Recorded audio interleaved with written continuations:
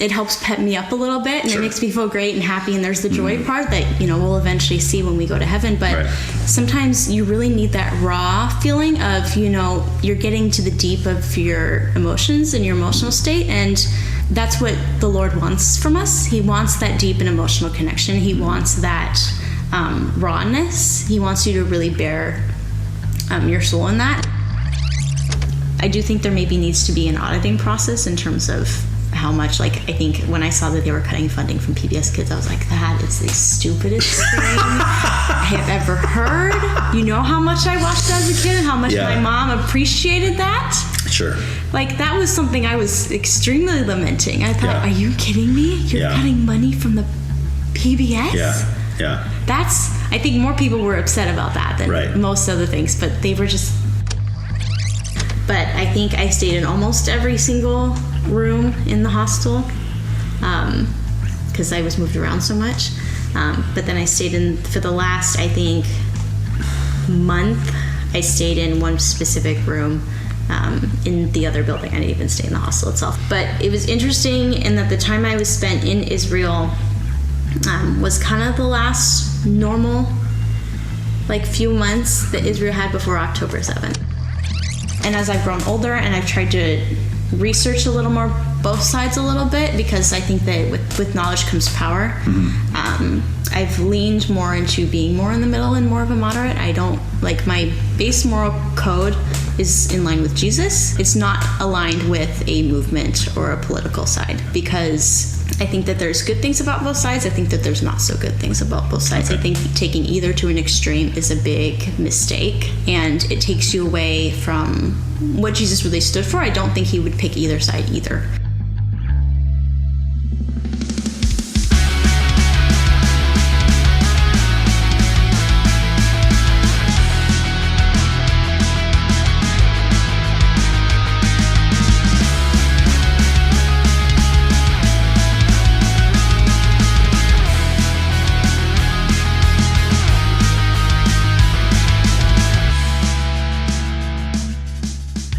Hello, and thank you so much for listening to the most newest episode of the only podcast that wears tube socks, the Why Can't We Talk About That podcast. The fact that you are listening to my voice right now fills me with unspeakable, but not unfeelable, joy. So much thanks to you. As always, I will go through my normal list of instructions for you. Number 1, please send me an email at whycan'twetallkaboutthat@proton.me. I honestly don't even care what you say in that email. Tell me whatever you want to. You could tell me what you think of this episode, just say hi, or tell me all of your hopes and dreams. Number 2, please spread the word about this podcast to each and every single person that you know, maybe even people that you don't know. You could drive or walk around town and just talk to random strangers and let them know about this amazing show. Lastly, number 3, please help me find new guests for this show, because the fact is that I only know so many people. So this is where you come in, because you know lots of people that I don't know. And I love making new friends. So please send me an email, again, at whycan'twetallkaboutthat@proton.me, and let me know of the awesomely amazing guests that you have lined up for me. Thanks. For this week's episode, I had a wonderful discussion with Sophia Louderback, an assistant library technician with a passion for information and research, all things biblical, world travel, and random historical facts. Outside of her research bubble, she spends time with her family and friends, is an amateur pickleball player, and bakes her way into people's hearts. I had a great time hearing her thoughts on things, and I'm sure that you will too. Enjoy the conversation. Like, I'm a very strong believer in the free will kind of thing, and... So you're not a Calvinist? To my grandparents. they are full on, well, my grandfather was, rest in peace. Okay. But grandmother, yes, very much so. Okay. And so it's like, just, for me, that concept is very difficult to grasp, because it takes away kind of, Christ's sacrifice and all of that. And so it's just kind of like, yes, God knows everything. Yeah. We're not meant to know all of that. Right. We're not meant to know any of that. Sure, right. He knows the beginning, end, all that, but sure, we can know that. Yeah. But there's no point in us knowing it and jumping to conclusions about stuff. It takes away the whole purpose of the sacrifice. It takes away all of the emotional, spiritual, physical, mental purpose that we have. Right. And that's just... Well, it doesn't take it away from the elect. It does, no. Just those that aren't elect. Right. See, that's the whole point. Like, just if you miss the bus on that one, bye-bye. Well, you didn't even miss the bus, like, because you didn't even get to choose to get on the bus or not get on the bus. He just said, Robert, you're on the bus and you're not. Yeah. That's my issue with it. But probably one of my best friends right now is he's a Calvinist. So we always talk back and forth about it. And I was like, well, what about this verse, dude? What about this verse? You know, all that kind of stuff. But anyway. All right, cool. So you mentioned your younger brother. So how many siblings do you have? I have 2. So I'm the oldest of 3. Okay. And I have a younger sister and a younger brother. Oh, sister and brother. Okay. Yeah. Okay. My mom had all 3 of us in 4 years. So Woo! it was hard. Wow. You asked her how she did it. She was like, I don't know. I don't remember. But see, that's kind of smart. And I mean, it's crazy, but it's smart because then you're done faster. She was. But you have to go through all the craziness all at once. Yes. So she went through all 3 of us in diapers at the same time. Wow. All 3 of us were teenagers at the same time. The 3 of us were at 3 different schools at one point. It was only for like a year. Oh, wow. But, what, like high school, junior high? And my brother was in 6th grade in elementary school. So this elementary school we went to at the time had a 6th grade. Okay. Yeah. But then my sister was in, I think, 8th, and then I was in 9th after that, so high school. So, yeah. So it was like, how do you shuffle that? And it's like, she was like, well, luckily I had good friends who were able to help in a pinch. Yeah. And, so. Was she a single mom? She was, yeah. So my parents got divorced when I was 3 years old. Oh, wow. So it's basically been all of But all the kids were born by then? Or yes, all of them were born by then. All the same dad? Yes. Okay, gotcha. If you look at my sister and I, though, people look at Lauren and they're like, your sisters, how? You don't look like at all. Oh, like, you really? No, when we were younger, people looked at us. There was one guy, and we were friends with for like several years. And one day he came up to us and was like, you guys are siblings? Mm. And my sister and I looked at him and we were like, yeah. And he was like, you don't know. It's not possible. There's no way. And my mom would get the same thing. Okay. People would ask her, how are your two daughters? And it's not just looks, it's personalities. Like I was always more introverted. Lauren was more extroverted. And so it was just kind of like, how are these 2 children both from the same parent? Yeah. Like, it doesn't make sense. Well, do one of you take fully after the dad and one take fully after your mom? I wouldn't say so necessarily. Okay. I always thought I looked more like my dad. And I actually take after more of my paternal grandmother. Okay. Because after she passed, my aunts and uncles were going through pictures and they looked at her and they were like, and looked at me and they were like, you look so much like Lucille. Isn't that weird?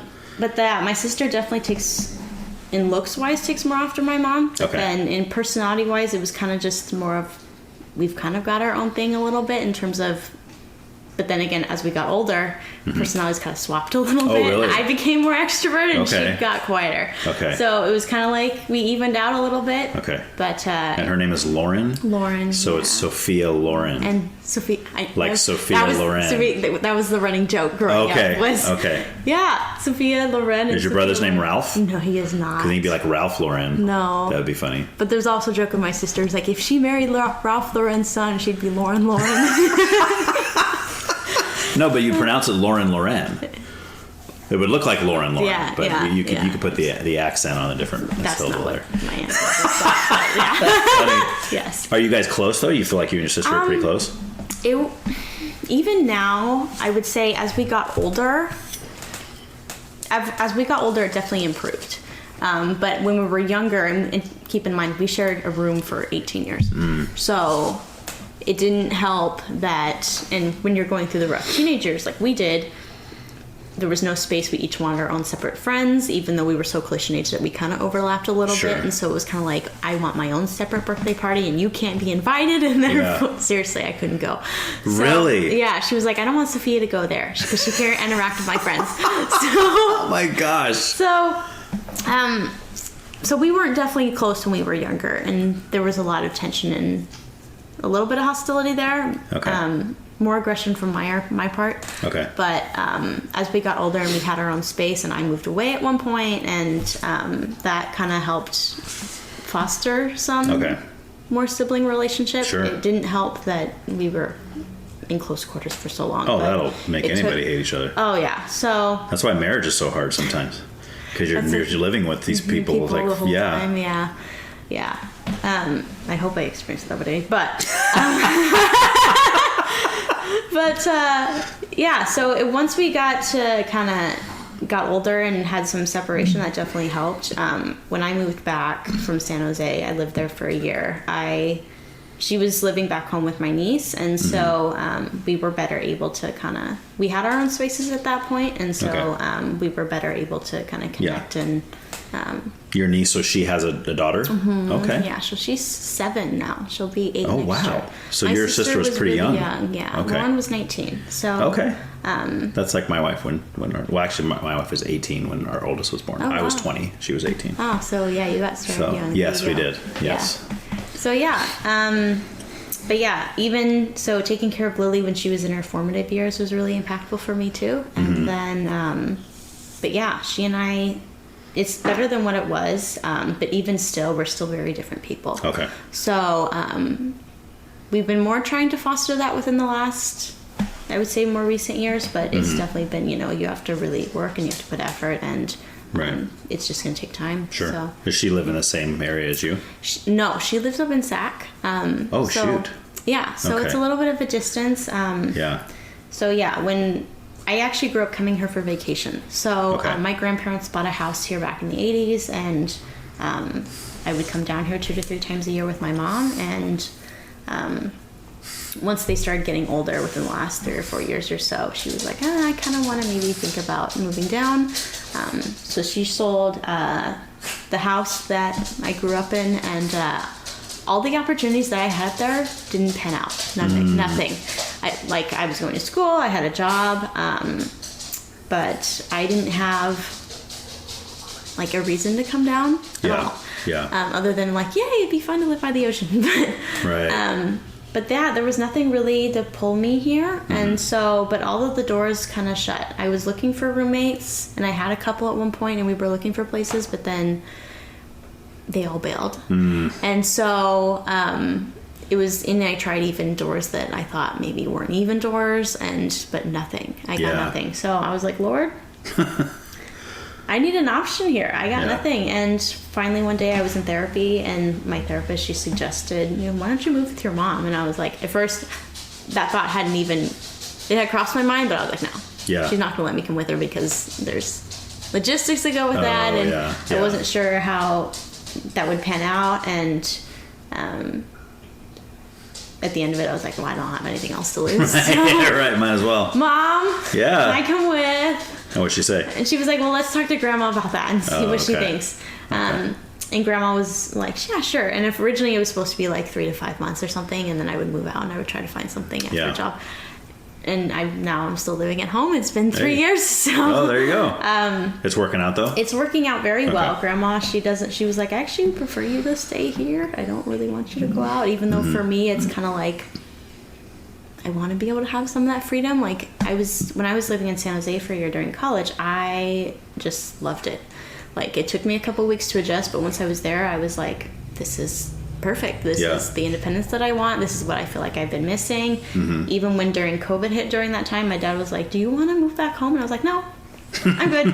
I don't want to move. Yeah. He's like, you sure? It's like, yes. No, Dad, I don't want to move back home. I just want to stay here. Here's my space. It's my independence. And which is kind of ironic because he was kind of the one that was like, yeah, you love moving out. And now he was the one telling me to come home. And I was just like, probably because he misses you. Maybe a little bit, but just a little bit. Just a little bit, just a little bit. And what about your brother? Are you close with him? Yes, I would say I send him weekly encouragement emails. So he's on deployment right now. Oh wow! So he's in the Navy. He actually got delayed a little bit. Okay. So which wasn't good. He was supposed to come home at the end of this month, and now he got delayed, and he doesn't know how long that's going to be for. So we're hoping before Thanksgiving, but for all we know, it could be by Christmas. So it's sucks. like, it does. So unfortunately morale is very low on the boat right now, but because they all are like, we want to come home. It's been almost 8 months. Yeah. So, but so he's in San Diego, and so far he's been doing good. He's Navy? He's Navy. So is he at Pendleton, or is he? He's in Coronado. Oh, okay. So, he loves his job. In terms of the military as a whole, though, he's not sure if he wants to make it a full-time career, even though he's been in it for gosh, he'll be 25 this year. So, oh, wow. Yeah, it's so weird. Okay. My mom's like, no, you can't be, like, I'll be turning 28. And she's like, what are you doing? Stop it. But yeah, so he's been in 7 years now. Okay. So, but he's not sure if he wants to make it a full-time career, so okay. There's been more anxiety for him on that end. But he's not married or nothing yet? No. Okay. No. He wants to be, but... well, that's step one. It is. He wants a family too, and so he's not sure if the military necessarily coincides with that very well, especially in terms of him being gone for long periods like he is. So... well, it just means your family would have to move around with you all the time, which being a military kid isn't always the funnest. No. So he put in, actually his new orders just will be coming in soon. He put in a petition because to stay in San Diego, he would prefer there just because he's been in there for over 3 years now. San Diego's nice. It is nice. It's also like the most expensive city in the U.S. Is it really? It is. I saw it once on I think it was a Wall Street Journal thing, and I was like, one of the most expensive cities to live in the U.S. San Diego is top of the list. So, back to that makes sense. So, but, I love it down there. I lived down. That's the only time I haven't lived here was when I lived there for 8 months. Oh, very because when at the time she was my girlfriend, she lived in Napomo, and she moved. Her parents moved. She was 15. I was 18. Her parents moved like a month after we met. Oh wow! Just to San Diego, to Ramona, which is, I don't know if you know where Ramona is, like a little farmer town up on the hill off the 78. I'm not too familiar with all of San Diego. Okay, I just know my San brother's in El Diego is Cajon. huge. Oh, El Cajon. Okay, so her grandmother lived in El Cajon for a while. So that's kind of from here, you take the 78 up the hill through Escondido to get to Ramona, and then you go through Ramona and you go down the hill on the other side. That'll take you into El Cajon. So that's on the other side. And like Poway and all that's down there in that area. Yeah, so I moved down there just for that 8 months. But yeah, we loved it over there. It's great. But that's cool because Bethany's prom was at Hotel Coronado. Oh, wow. So we got to go to prom there, which was awesome. That is, I bet. Yeah. See, my high school prom was held in like this basement library building in downtown. And it's not a nice part of downtown either. It's the seedy part, and I read like within the last 5 years ago, the proms that have been held there have been held at like a local country club or something, and I'm just like, how cheap were you with the class of 2016? Like, come on. Well, I think my high school prom was at, I believe it was the Elks Lodge here in town, and that I went with. I didn't even know Bethany yet, so I went to that. My senior prom was with the girlfriend I had at the time in high school. We were together for like 2 years. It was the only other serious relationship I ever had other than Bethany. Because her and I met like within months of me breaking up with the other one. But then, since she was younger than me, I got to do prom a second time, and hers was way more fun than mine for sure. But it was neat to be able to go to Coronado down there. But yeah, when we were younger, we go to the beaches down there all the time, and the one beach has a roller coaster on it. And it's like so cool. Yeah, seeing it dressed up for the holidays. We got to visit for Veterans Day weekend a couple years ago, and the whole hotel is dressed up and everything. Oh, really? Holiday stuff, yeah. Okay. It's like the Madonna, but just better. But better. I would say better. I mean, I don't know. I mean, I think the Madonna's in its own kind of category in terms of it just being so unique. Right. But I do think they go, the pink is, a lot. Yeah. So, yeah. But yeah, it was so beautiful, just dressed up and everything. So. And you can pee in a waterfall. Did you know about this? What? I'm learning more and more that most women don't know this. That the reason guys like to go to Madonna Inn is because in the bathroom, in the men's room. Oh, yes. It's a waterfall. It's so cool. Yes. I was like, this is why we like it. I mean, the food's good and everything. We'll go, but it's like that's really why we want to be there. Yeah, it's all the stone and how they kind of just. It's really cool. The whole thing. Yeah, we're all drinking more. Can I get a refill of water? Can I get some more water? That's part of the tourist traps of going there. Is you just go to see the restrooms there. You don't even just go to have the cake that's 8 inches long or whatever. Yeah. Well, I'm glad you knew about it because usually when I talk about that, a lot of women go, "Wait, what? No, what's in the men's room?" You just go take a quick peek. You don't actually go like all the way in. Right. You just take a look. And it's like, well, I get to go all the way in. Well, yes, you. So I get to have all the fun in there. So you do, yes. All right. Have all the fun. All right, cool. Let's jump into some music stuff. Sounds good. Cool. Are you? How do you feel about music? You like it or you know? I love not so it. Much. Do you love it? I got really One of the first, like, significant, actually, Christmas presents, or just presents in general that I got was a boombox. Oh, nice. And so... A boombox? You're too young for a boombox. It was like a CD player. Did they get it at like a thrift store or something? I don't know where they got it from. Okay. I actually never thought to ask. I don't know if either of my parents would actually remember. Yeah. Did it just play CDs or did it play cassettes as well? I think it had a cassette with it, but by that time I was old enough to where my parents were like, you don't need cassettes anymore. Yeah, who has those anymore? This was, I think, like 2004 or something like that. So it was all CDs. Yeah. But the CD that came with it that they bought me off was a Point of Grace CD. Okay. And so nice. That was the first band that I actually ever had a CD ever listened to. Okay. And I really got back into them, I think, when I was in high school. And just kept playing. That's what I asked. Are you still a fan today of them? Or? I am still a fan, yes. I'm definitely a fan more of the OG4. I'm not as, I don't listen to... Oh, have they switched members? They did, yeah. Oh, see, I didn't even know that. I always thought it was the same four women. No, they had two, and then the other two... there were two of the... It was like the two blondes stayed in it, and then the two brunettes. I can't remember their names now quite. Okay.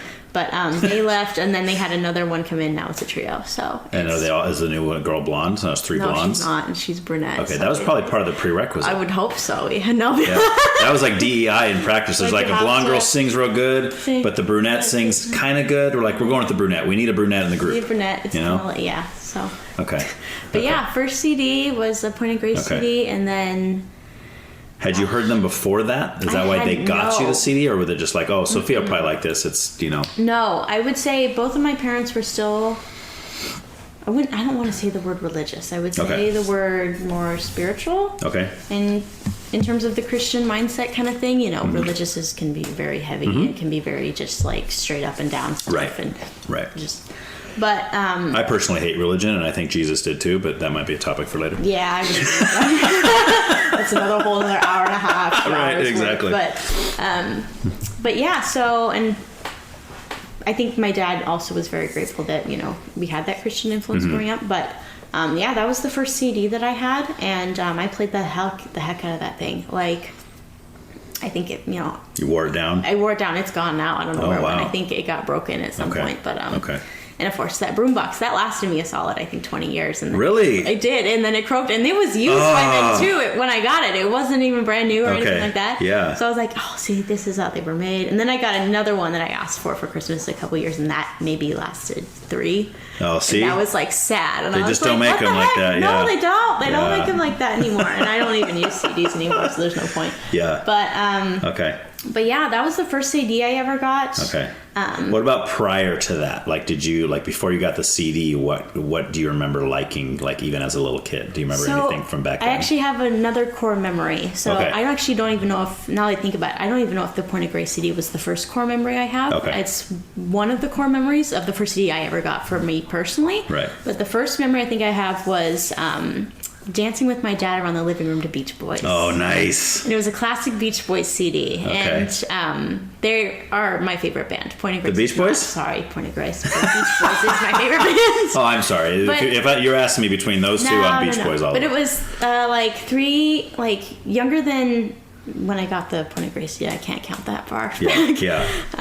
But we would dance, and it was also Barbara Ann was the Bath song. Oh, yeah. My dad would sing that, and so that also is actually. Oh, he would sing it to you too. He would sing, yeah. Is he a good singer, or just a fun singer? He's decent. Okay. He played the guitar when we were younger, and he would.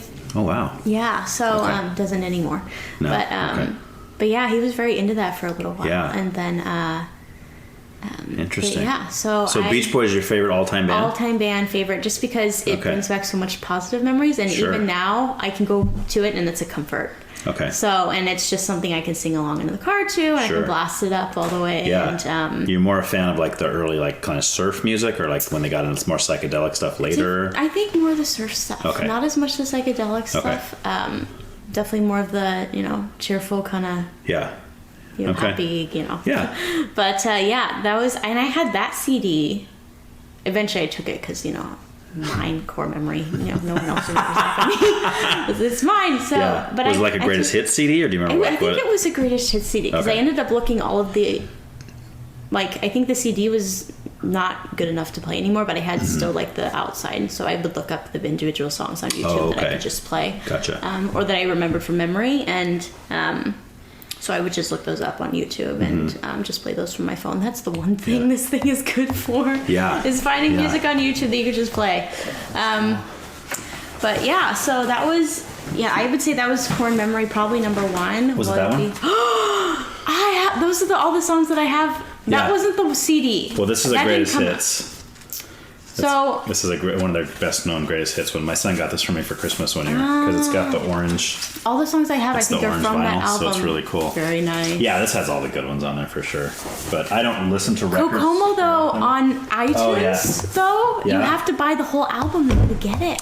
Are you kidding? And I was so bummed. Okay, do you know why that is? And okay, we're going to talk about the Beach Boys because I don't know if you even know all this or if you have any thoughts on that. I don't know too much on the lore. Okay, so you'll have to... so Mike Love, right? He's the main singer. Yes. Okay, he's the cousin of Brian Wilson, who was the main songwriter. I didn't know that. They had the big falling out, especially when Brian started to get more creative. He was writing songs that were a little more not the surf stuff, and Mike's like, "Dude, what are you doing? They love our surf stuff." But of course, that produced Pet Sounds, which is the second best-selling album of all time. Right. Mm-hmm. And rumor was Mike Love didn't like that album when they were making it, but it's like Brian's trying to go this other direction. And that ultimately broke the Beach Boys up. Mm-hmm. But Kokomo is a song that Mike Love wrote, but he wrote it to sound as if Brian wrote it. So if you can't just buy that individual song on iTunes, I bet you he has something to do with that. Anyway. Yeah. But I'm pretty sure... I'd have to look again. I haven't looked in a minute to see if you probably can buy it separately, but for now I'm just streaming it off of YouTube, and I'm just like, okay, it's free here.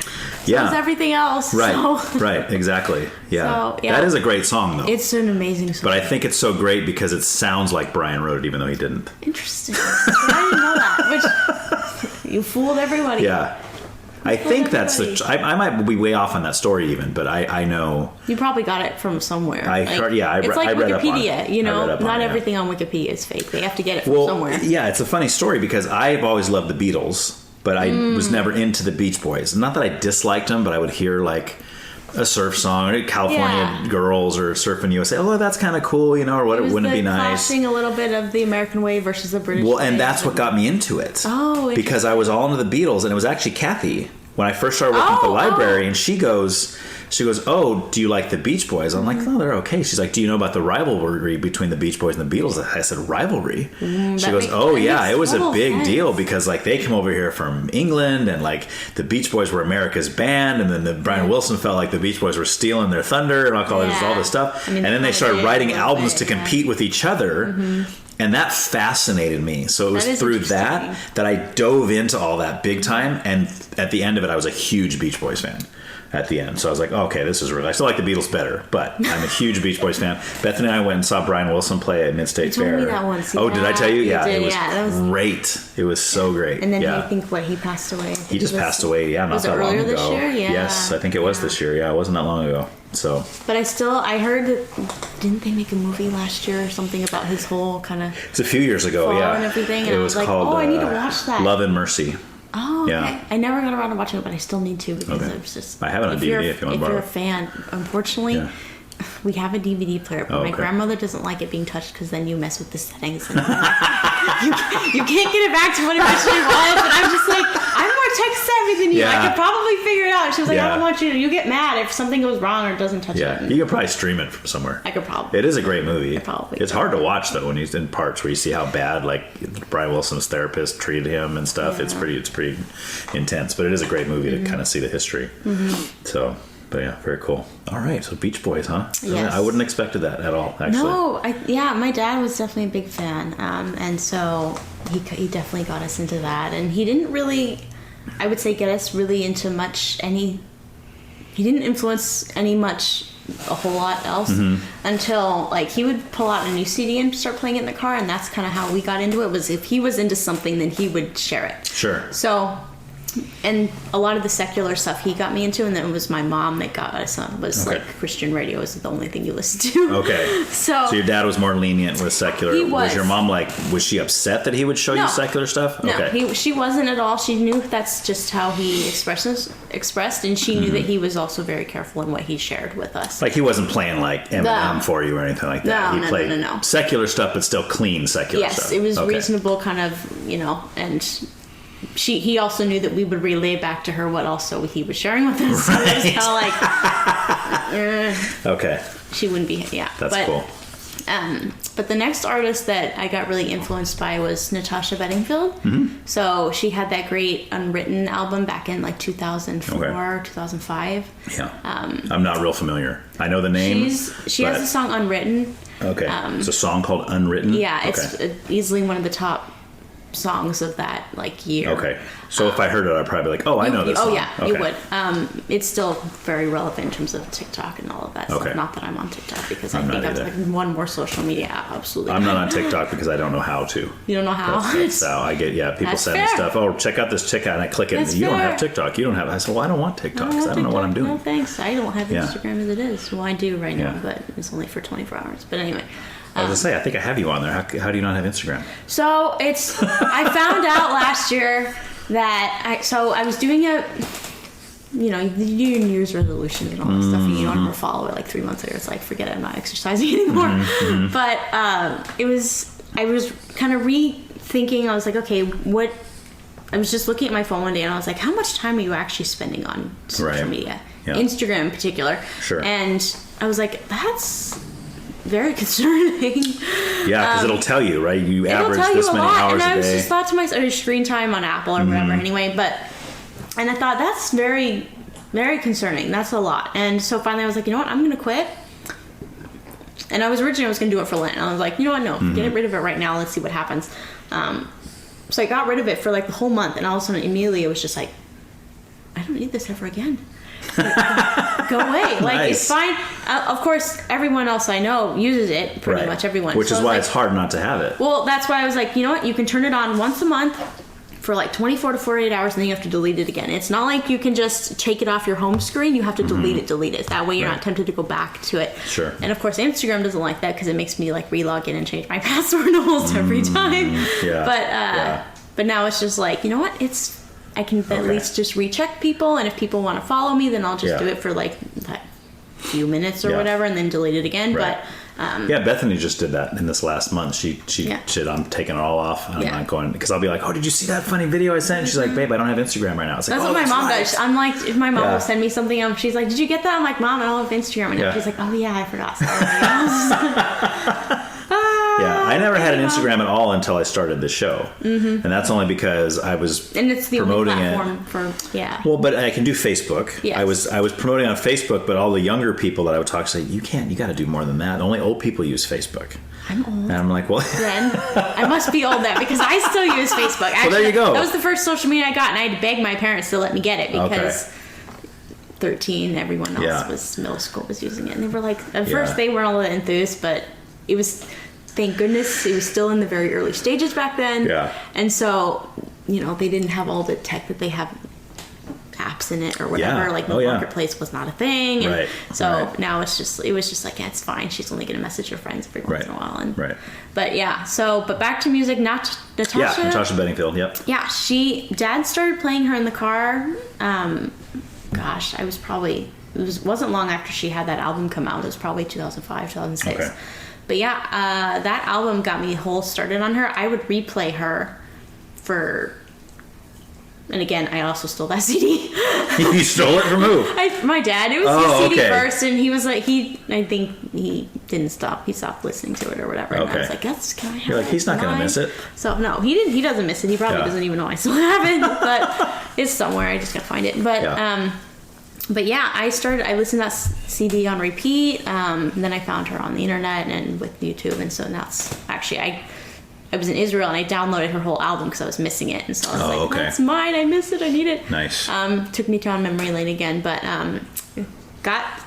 started listening to her through him, and so he's definitely influenced me in terms of a lot of musicians that kind of he's gotten into, and so I can say a lot of the favorite bands that I have, except for mainly the Christian ones, that I've kind of actually explored on my own more, have been influenced by him. I bet he's proud of that too. I know. I don't know how much he actually knows how much he's influenced my music, but maybe when he listens to this, he'll know. Perhaps. Do you think he'll listen to it? I mean, perhaps he will. Yeah. We shall see if I post it. I hope. Well, I hope you post it. I will post it. I promise. That's the only way people are going to know. I mean, I'm going to post it too, but I mean, message. that's just going to get people I know. Yes. So. But yeah, well, there's several people that know I'm doing this right now. Oh, good. So they should be like, oh, that should be fun. I'm like, yeah, I will get to be able to. Yeah. And then maybe when they listen, they'll go, oh man, that'd be fun. I wish I could do that. And you can say, here's his number. Here's his number. There you go. Want to do Ryan? Yes, because I got all these things, Ryan Hipster, everybody. He is awesome.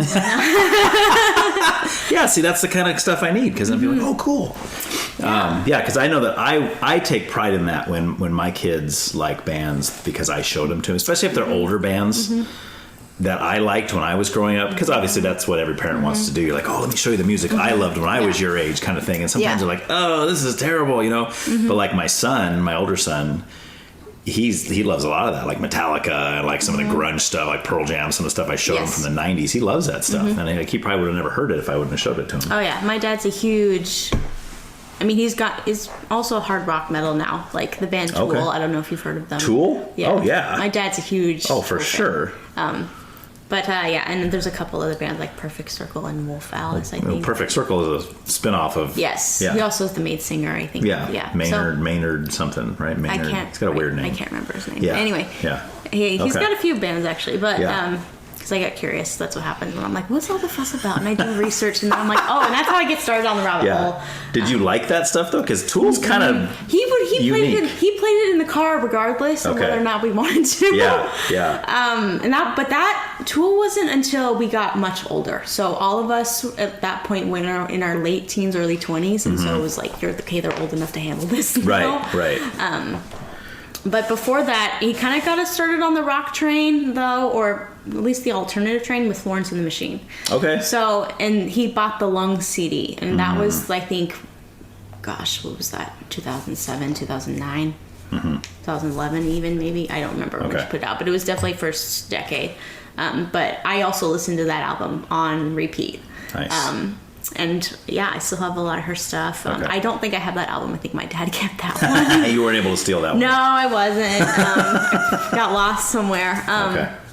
But yeah, that kind of got me started on kind of the whole, discovering your own music thing. Because Florence and the Machine wasn't until I was probably in my teens. Okay. So, and even then, her stuff was also a little bit on the darker side. So. And even then, I think I was old enough to where it's like, I don't have to tell my mom everything that my dad's doing. And that was one of them. I was like, she doesn't know what music I've been listening to in the car. But yeah, but my dad also got us kind of interested in some of the stuff he had in the 90s. How old is your dad? He is 56. Oh, he's old. Okay. He's got about 10 years on me then. Okay. Yeah. So, and then my mom's 2 years older than that. She's 58. So, gotcha. But yeah, he grew up listening to all of the greats from the 80s and the 90s. He watched Live Aid, so he saw Queen perform on... Like he was there live? He wasn't there. And he watched it on TV. He watched it on TV. Gotcha, you can say it was the most epic moment ever. And... because it was Freddie Mercury's last concert, but he had Alice in Chains, he had the Cranberries, he had the Smashing Pumpkins, he had... That's the best era. Those are the first three I can name. Yeah, he was early a Pearl 90s Jam fan. is the best. So good. He had so many of those rock CDs from the 90s and late 80s, and he showed all that to you. He didn't play them all that often. It was actually not that often. Actually, the one I can remember he played more was the Cranberries. Okay. And I still have a couple of their songs on my phone. Yeah. Okay. Zombie, and I think, was it Dreams? Dreams, yeah. Both of those are probably the most popular ones, I would say. Yeah, Linger's good. Linger's good too. Yes. Is another big one, yeah. They're all really good. And I was actually very upset when I heard that she passed. Yeah, me too. Like, what the heck? Yeah, that's a bummer. But then I also read, I think she said in an interview at one point that she didn't think she would make it to 50 or something like that. And I was like, that's ominous. She wasn't, right, when she died? Was she in her early 40s, maybe? Early or late 40s. Okay. But it was kind of ominous that she said that, because I was like, that's very sad. Yeah. But there was also Evanescence was another one. Okay. But that was more, early 2000s. Well, that's an interesting one too, right? Because you probably remember when they first came out, they were marketed as a Christian band. Do you remember that? I think I do recall that. Yeah. And it was and all the Christians cool, this cool new band. We're listening to what was that song? Don't Call Me When You're Sober, or no? It was that Wake Me Up, the one with the guy in it. where he sings too. Bring Me to Life. Bring Me to Life. Yeah, there you go. Yeah. So we were all about that one in the Christian world. And then there was an interview they did in some magazine where they're like dropping F-bombs and stuff. And, that was. And then they were asked, "Aren't you guys a Christian band?" And they're like, "No, who said that?" Where'd you and get then that idea from? And then all the Christian bookstores are like yanking their CDs off the shelves after that. And they're like, "Oh, I guess we were wrong. We're marketing this completely off." They probably were also. There was probably a level of insane embarrassment of being like, "We're marketing a band that you jumped to conclusions." They never said they were Christian. Well, I think my personal thought is that record label did that on purpose, because there was a few bands on that. It's funny, this just came up in one of the last ones I did, but they were called Wind Up Records. Okay. And they had Evanescence was on there, 12 Stones was on there, Chevelle. I don't know if you remember the band Chevelle. Mm-mm. 12 Stones. I'm not quite 30 yet, just reminding you. Right. Yeah. I'm not old like you, Ryan. 12 Stones was, I think, stayed professing Christians the whole time. But well, their name kind of makes sense. Yeah, it's a biblical name. Yeah. But like Chevelle, they went back on the whole thing, but they were marketed in Christian. They were been playing on Radio U. They were been playing on like Christian radio stations and stuff. But they were all from Wind Up, and I'm like, I wonder if Wind Up was like, all right, I got these bands and they're really good, but I don't know if they're good enough to make it in the mainstream market. So hey guys, no swearing on your albums, and let's market you to the Christian world, and see how you do. Or they just tell them about the Christian part, because I think maybe they would have pushed back a little bit in terms of that label, because that one, once you get in it, you can't. It's difficult kind of to get out of it. Well, yeah. See, that's the other thing. People a lot of times people don't want to know them to think it's you're a Christian. It's easier to get into it. It's more difficult to get out of it. Yeah. So I would say, definitely for sure that. I think there's another one. I think My Immortal got me into them first. Oh, by Evanescence, right? Yes. It wasn't Bring Me to Life actually. It was My Immortal, and I think. Yeah. And it wasn't my dad, actually. I think he had sort of introduced us, or he had mentioned it a couple of times, but I found them through YouTube, I think. And I was like, oh, interesting.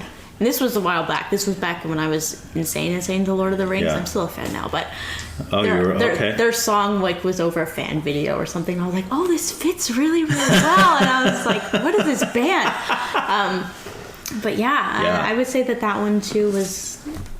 But Dad had a huge amount of influence in terms of a lot of the music that he played. Okay. And then my mom, it was just all Christian radio. And so what were some of the influences from that realm that you were into as a younger person?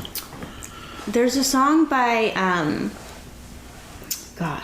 it's not Lincoln Brewster. It's, what is his name? Aaron Schust. Okay. He had a song called My Savior, My God. Yeah. And I know that song. I saw him one of my top songs of all time in terms of Christian music. Okay.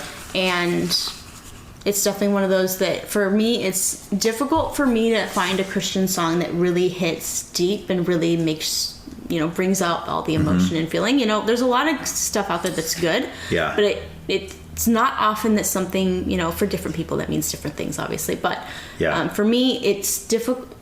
It's a little harder to find something that just hits you and makes you feel really connected. Like, I want to know why. I want to know why, because I feel the same way, and I wonder if it's the same reason. There's a little bit of a story to this one, and I think the song definitely strikes a more somber tone. Okay.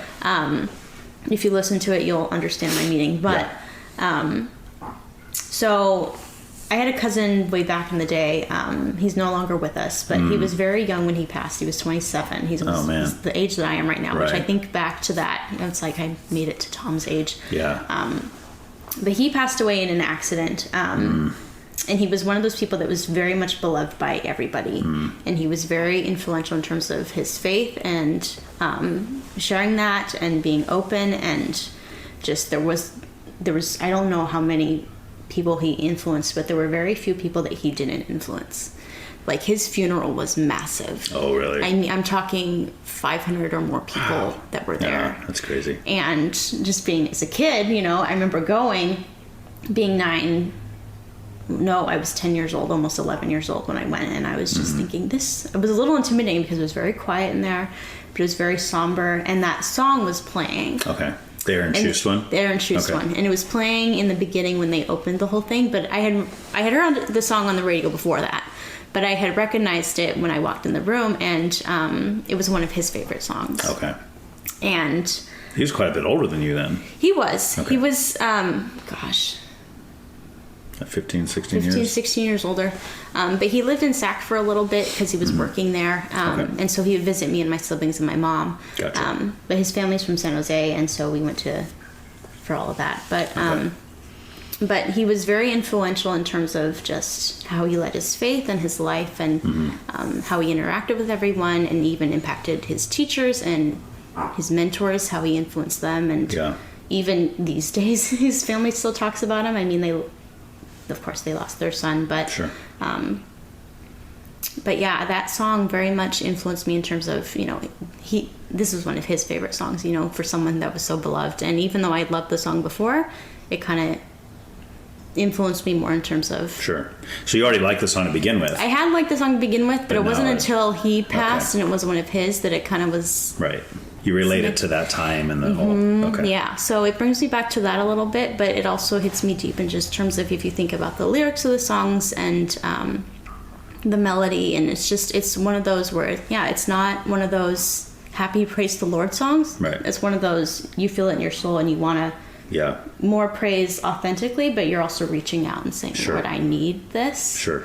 Do you feel like some of those songs are like almost superficial a lot now? Like a lot of the worshipy songs. A lot of them, sing I would are just agree. kinda... Some of them are. Some of them I do like.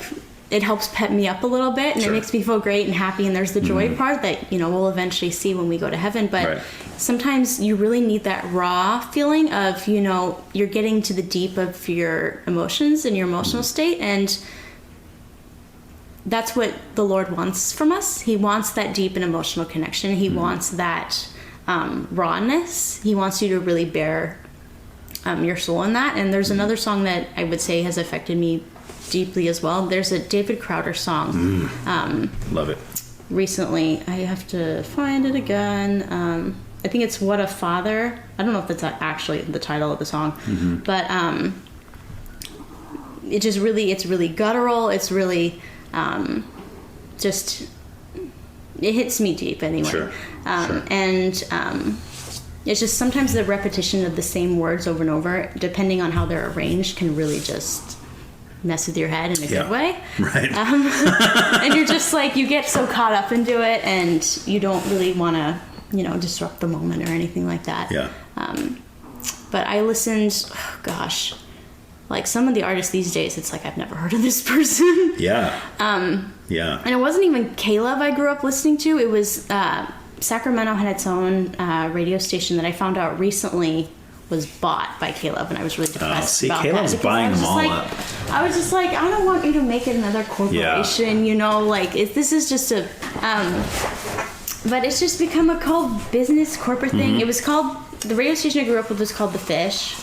Oh, I know The Fish. Yeah. They had that up in Washington, too. My cousin They all got bought up, and I was just really like it was unique in that they had the Junior Joker thing in the morning, and they had your own radio host, and you could actually call in, and people would actually pick up the phone. Now you have to wait in line, or if they even bother picking up at all, because they're out of one station in Nashville. But it's just But it was so much more unique for me in terms of having, and I didn't even know it was private at the time. I thought it was everywhere, but now now that I'm older and I can actually research stuff on and my Caleb own. kind of sucks. I mean, it's okay. It sounds harsh, but I mean, it's just not. It doesn't play enough of the kind of music I enjoy the most. That could be also, I would say, maybe a generation thing. Maybe. Because I would say for me, it's the same way. Okay. Even though I'm younger, in terms of being like, where's the actual worship music kind of thing? Like now that they've synthesized all this stuff, and they have like, what was it? What's the stuff that they use to make your voice change or whatever? Oh, like auto-tune? Yeah. Okay. That's used. They had all this tech computer stuff in it. Yeah. And it's like, where's the actual playing? Sure, like, where's the instruments, Well, do you remember, were you, I don't know if you're too young, but do you remember K-Life? I do not. Okay, so when we first, it was 2002 when I got saved. Okay. So here in this area, there was K-Love, which was national.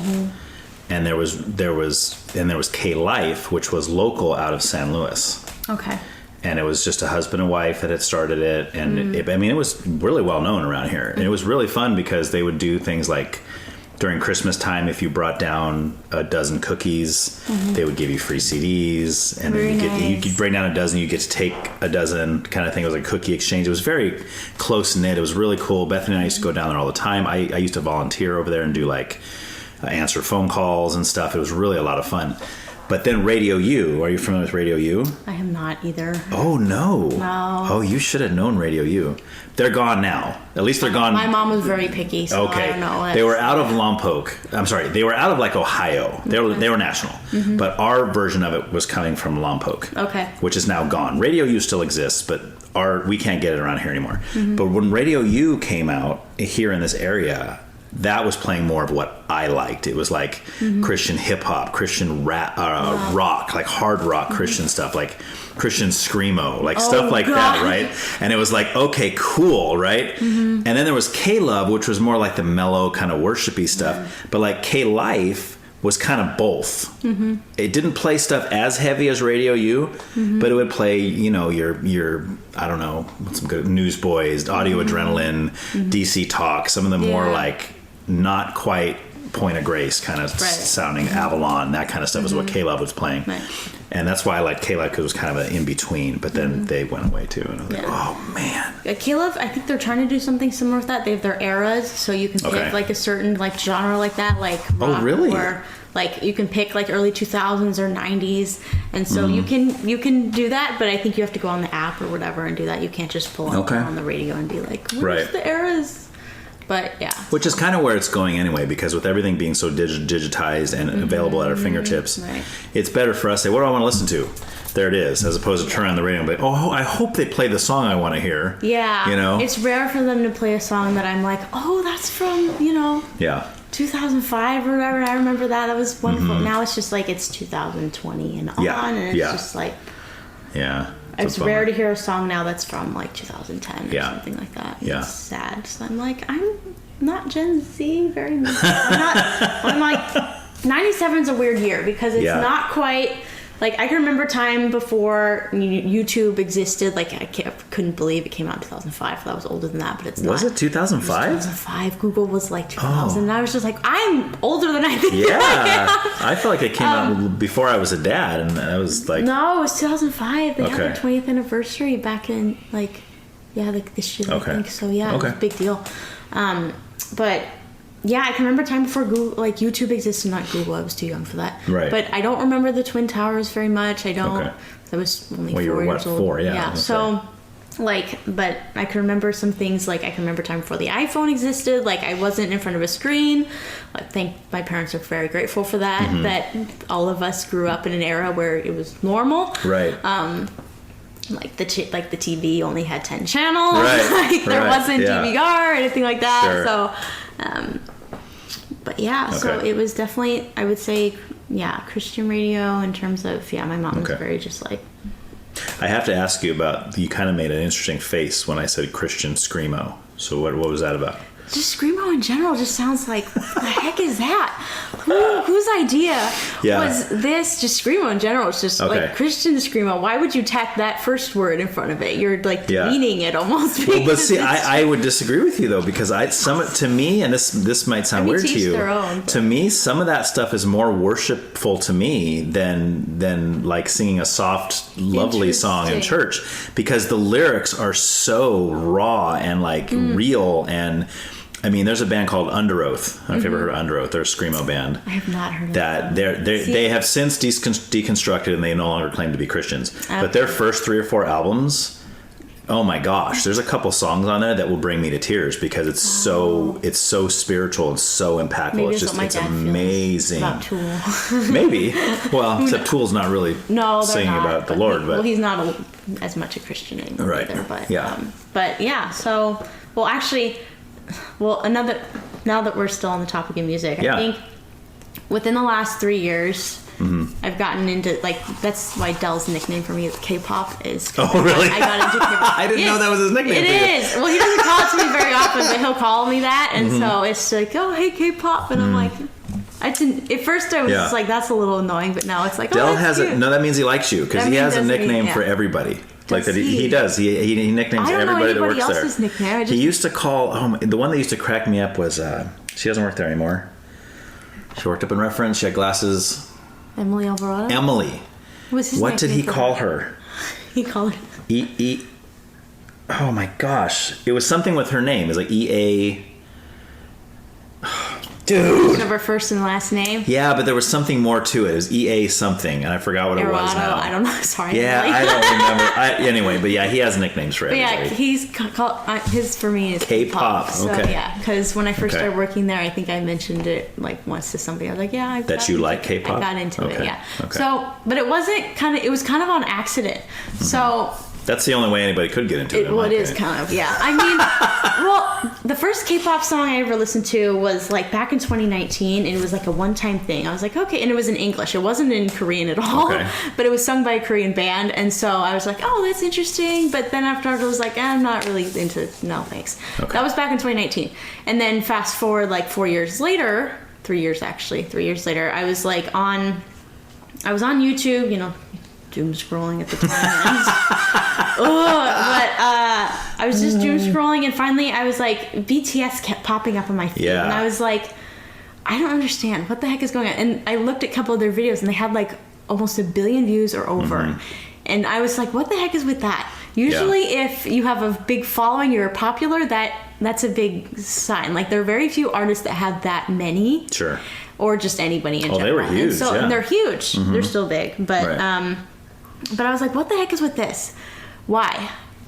For me, Great question. The question is always why for me. Yes. I always want to know the why, and the problem with that is that you can't always get the why. Right. And that bugs the end of me. Yes. Bugs me to no end, and that's like I look up at God, and I'm like, why? And he's like, you don't get to know that answer. Yeah. And I'm like, that's what I want to know, though. And I don't want to know how to get there. I want to know the why. It's like, you don't get to know that. Yeah. So, but I was just like, why? And they're like, okay, why does this have such a big deal? Why is this such a big deal? Why are people listening to this? And then I fell down the rabbit hole of Asian entertainment in general. It wasn't just Korean, and then I haven't gotten out of it. So K-pop, J-pop. Not J-pop so much. I've actually kind of, in the music side, I've kind of just stayed with the Korean. I haven't really evolved in anything else. Oh, you're talking about like K-dramas and that kind of stuff? You're getting into all that now, too? That's the problem. Okay. It's not a good See, my cousin got all into that, too, and he keeps trying to get me into it. I'm like, dude, I don't know. For me, it just evolves. It just kind of goes into other things, and it kind of gets me interested, and it kind of helps me explore other things. Okay. So then I got into Chinese dramas, and that'll evolve probably into something else. And it's all subtitled? Like, you have to read? It is all subtitled. See, that's why. See, I can, though. It works. It fits. And I can't. I don't want the actual audio of the original language. I don't want to read my movies. I want to read a book. Yeah, that's... But that's my whole thing. Like, my kids love to have the subtitles on. And even when it's in English. And they know that if they watch TV with me, I was like, you got to turn those off. I think with English, I'm okay. If it's maybe like an accent in English, I maybe want to have subtitles on. Like if it's British or something or like that. Irish or something. Then I maybe really want to have subtitles on for that. But if it's American, then it's like, no, it's fine. I don't need that, you know. But yeah, and then I kind of fell down the rabbit hole in terms of that. And then I found kind of a community with that in terms of finding other people that like it, because for me it's still very much a small subculture. Right. And it's very popular though. It's very popular. I think it's almost like a closeted thing though, almost, because it's one of those things I think you're more easily judged on than if you want to make sure somebody likes it before you say it out loud. Yes. Or you just, for me it's observation. You judge them based on you know what they look like or how they act or whatever. Sure. And it's like, or if they just happen to have like their screensaver or something, it's like, but I mean, if it's since it's so clouded, if I was you, what I wouldn't do is go onto a podcast and tell everybody that you like K-pop. Well, I don't care. I've told enough people. I think at this point that I don't really care. Yeah. So. It's going to be out there now, so that's fine. I've shared a whole bunch on here that's just going to be like, yep, here it is, people. There you go. I like that. That's a good attitude. That's very nice. You know what? Jesus made me this way, and not all of it anyway. It's kind of evolved. Yeah, that's a hard thing to say. Sometimes I used to say it too. Well, that's the way God made me. I'm like, of course, I used to say it before I was even a believer. Like I always believed in God, whatever that means. But I always say that, well, you know, God gave me these desires. God gave me this thought. God gave me this. So it must be good. And it's like, well, it is. I don't know. It is, but... If I have a thought to punch somebody who makes me mad, I wouldn't say that that's a good thing. Well, things are good, but when they're taken in wrong context and when they're taken in... When they're influenced by something that isn't necessarily as good, then it easily becomes distorted. And it's very easy for things to get distorted. I think that's the truth. And... Again, the whole reason why everything is the way it is because of a lie. Right. So it's very kind of if you're not careful with how your words are portrayed, or how you, like, your tone, your intonation, your pronunciation, your accent, even, like how that is kind of how you present yourself is very easy.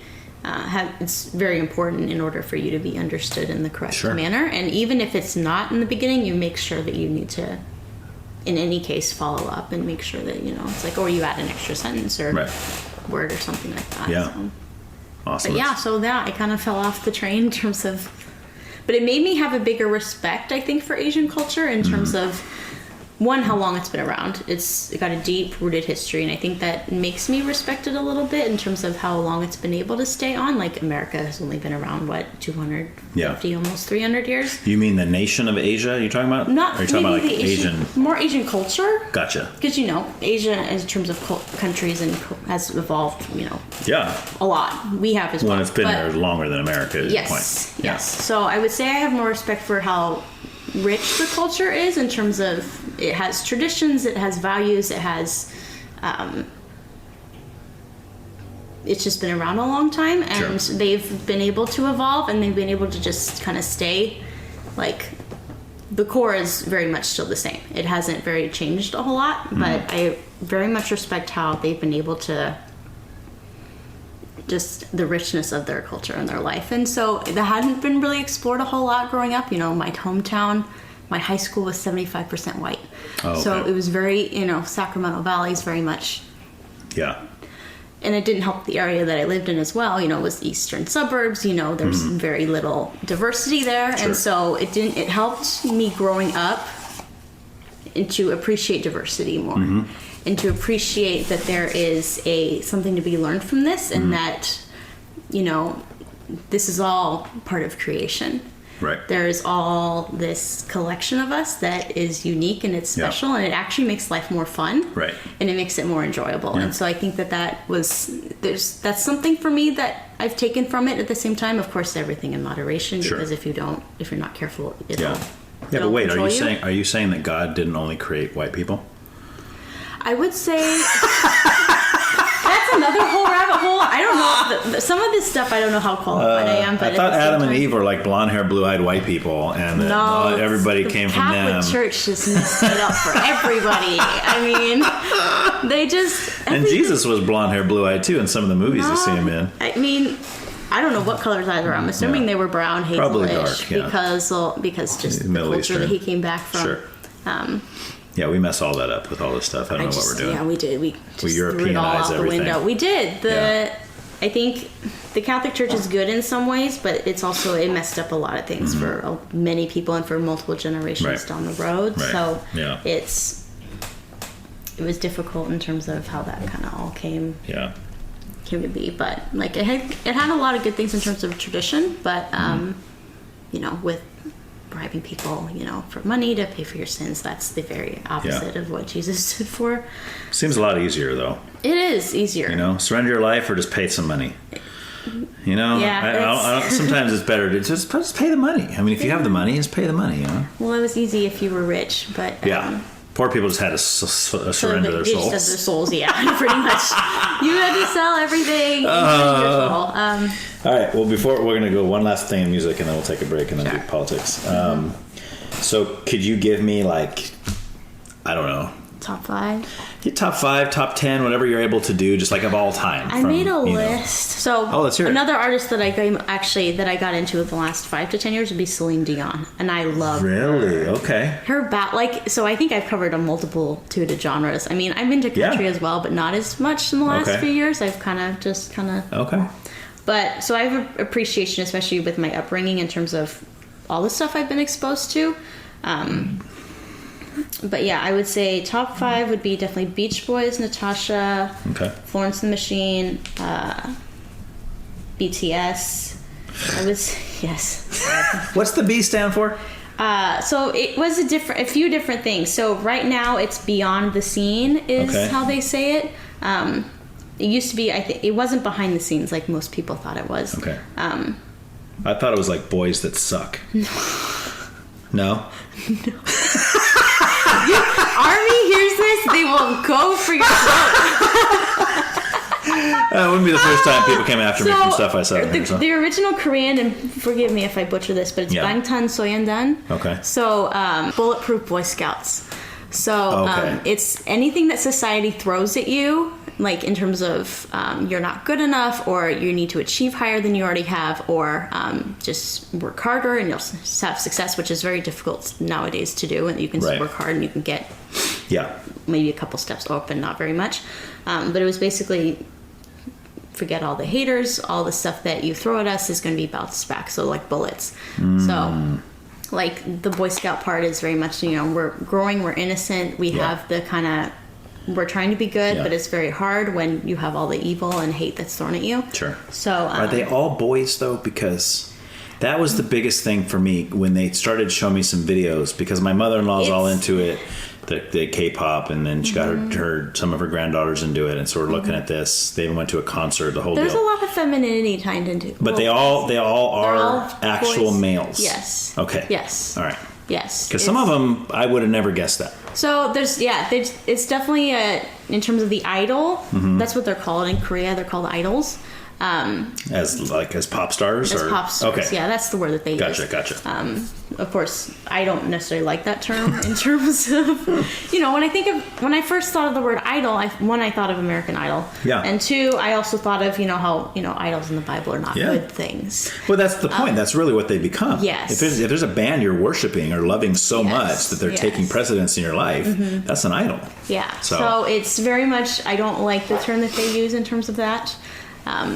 But they've kind of adopted the perception of you have to look a certain way, act a certain way, sing a certain way, and your whole appearance is huge over there. You have to plastic surgery is normal. It's not unusual. It's like if you get something done, it's like, oh, good for you. Yeah. So it's you needed to fix that because that was not good. Yeah, we all thought you were ugly. I'm glad you're finally doing that. Finally getting that done. Seriously. Thanks, man. Appreciate it. That's how they. Yeah. Of course, now you look like a woman, but that's okay because you look way better than you did before. And the women look more like they're 25, and they stay that way unless, of course, stuff catches up with them, and then it really doesn't look good. That's Asian, though, right? That's it's very much Asian people tend to, in my opinion, they age. They age very slower. They age very well. Yeah, you can see an Asian lady is 85 and she looks like she's 60. Yeah, it's crazy. Yeah, I think it's also a lifestyle thing. I think I'd say it's very much an eating thing and how much they actually slow down. Yes, they very much have a high productivity. You have to do this and rush and go, and that's adopted from a Western mindset. Like America, if you're not running somewhere, why are you walking? Right. So if you're not going somewhere quickly enough or being productive enough, then you're not doing good enough. So they've adopted some of that, but I also think it's very much a eating healthy habits.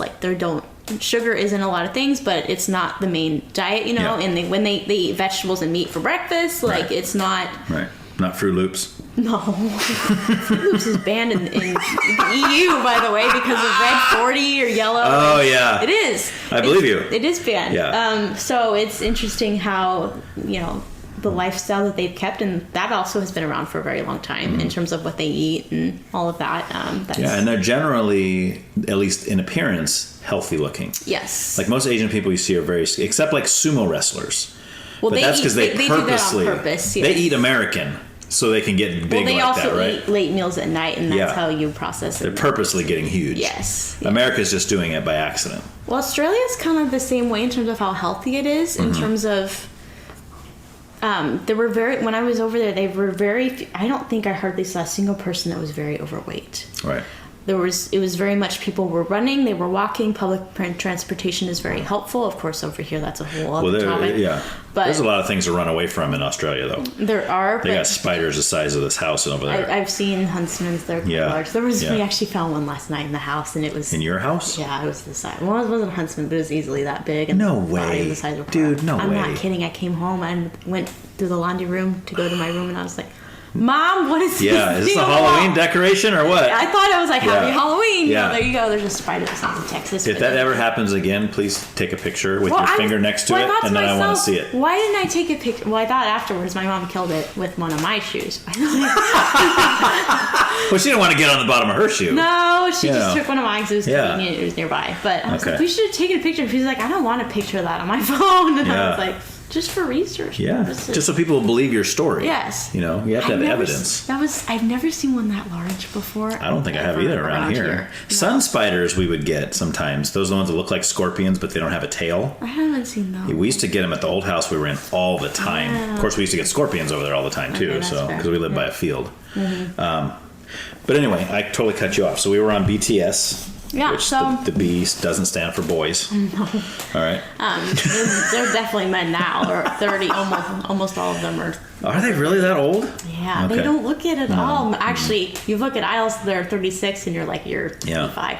Well, and the fact they're still going is impressive, because usually boy bands like that die out. Like they have 2 good albums, and everybody forgets. Now, you got New Kids on the Block and NSYNC and Backstreet Boys and all those guys.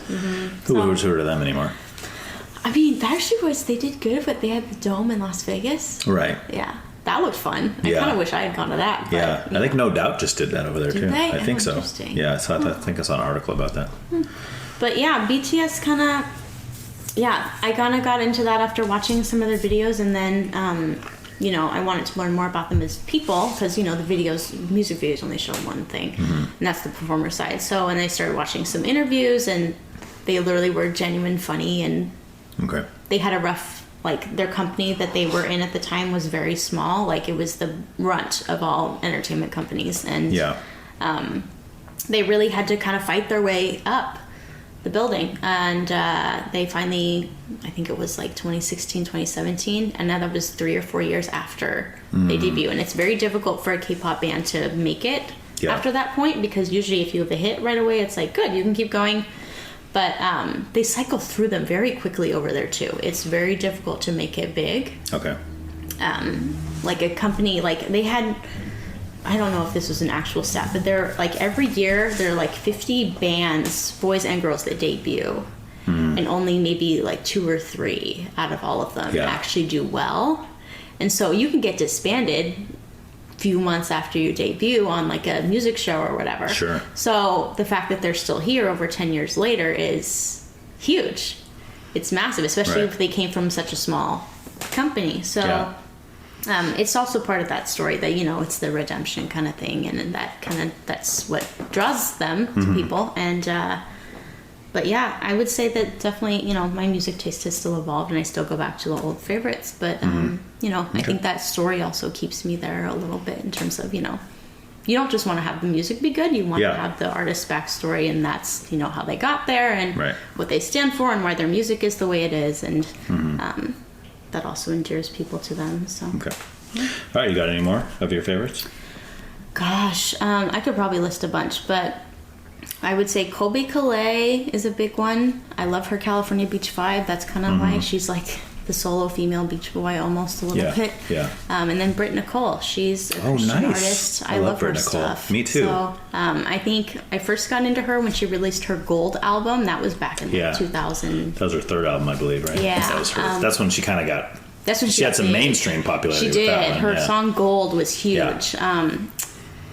But she's got a great voice too. Oh, yeah. It's very much high. She's got a very good range in terms of being kind of more R&B, but at the same time she can go really high, and she can do these softer tones, and I just... Yeah, she's awesome. Yeah, she's awesome. Yeah. I have kind of a funny thing with that. You ever heard the song Eye on It by Toby Mac? I have heard it, Okay, so she's in the song. She is, yes. And she comes in the very end. She's hardly in it. She's just in the very end. But she just brings the whole... She's the reason I like the song. Just when she's just belting it out at the end, that...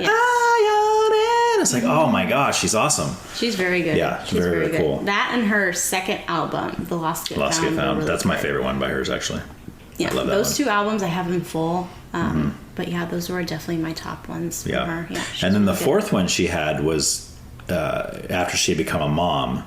So she's got a lot of songs about her kids in there. So that album to me is very more emotional, for me, because you hear the little kids' voices in some of the songs that she's singing about raising them, and it always makes me remember when my kids were little, which that's always really hard for me. It's like, oh my gosh.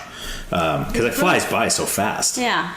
But, I mean, I can't entirely relate, but I can relate in terms of my niece, in terms of watching her being, just born to now she's 7 years old. And it's like, right. Can you go back to being like 7 months and right. just fall asleep on me and you could just take a nap and so it's and she just has the one. She just has the one. Does she want more? Or is she like, this is enough? I mean, I think if she had a strong partner that was with her that she worked well with, then yeah, one for now. And it's interesting because Lily is very much like me, which it's a little hard for me to see that a little bit because she has so much energy and I did not at that age. So, or maybe I did and I just don't quite remember because your memories are still very much developing when you're 6, 7 years old. So, but Lauren will look at me and she's like, I'm raising a mini you, and I'm like, is that a compliment? Or you're like, I don't know how to take that. But I also am like, that's, and I can, when Lily will say things, sometimes I'm like, I would definitely say that. That's scary. So, but there also has been a little bit of healing at the same time because I'll tell her stuff that I wish had been said to me as a kid, and there's the inner child healing a little bit. And I'm like, I'll just be like, no, you were this and you were this, and don't ever let anyone tell you anything different. Yeah. It's just, it's almost. I mean, it's almost as if God knows what He's doing. It's almost so close. It's like, Lord, it feels like you are, but is this a joke? It almost makes you think that there's a God. And that He cares about us, and that He's doing things for a reason. Yeah, I don't know, man. Who knows? But then you remember that your science teacher told you there is no God, and then evolution's true, and all that stuff. I was lucky. Like, oh, that's I don't think I ever had a teacher that specifically told me God didn't exist. No. But then again, I think back then they would have gotten in trouble for that. But did you go to public school growing up? I did. Okay. Yes. Okay. All in like San Jose, Sacramento area. In Sacramento, yeah. Okay. So all public schools. Well, my parents couldn't afford private for one thing. That was no way. But my mom actually, originally, she told me this recently. She said, when your dad and I were first married, I started thinking, we were thinking of homeschooling you. And then I had all 3 of you, and I was like, heck no. Well, especially when it happened so close in age. No, it's like, you're all going to public. Bye-bye. And that's crazy. I can stay home, and I can, well, she didn't stay home. She worked. Yeah. But how do you feel about that after the fact? Do you feel like you're glad you had a public school experience, or do you wish you would have been like homeschooled or something? Well, the thing is, my mom originally, she was going to be like a preschool kindergarten teacher, so it was kind of up her alley to begin with. That's also, I think, why. Okay. But she was interested in that. But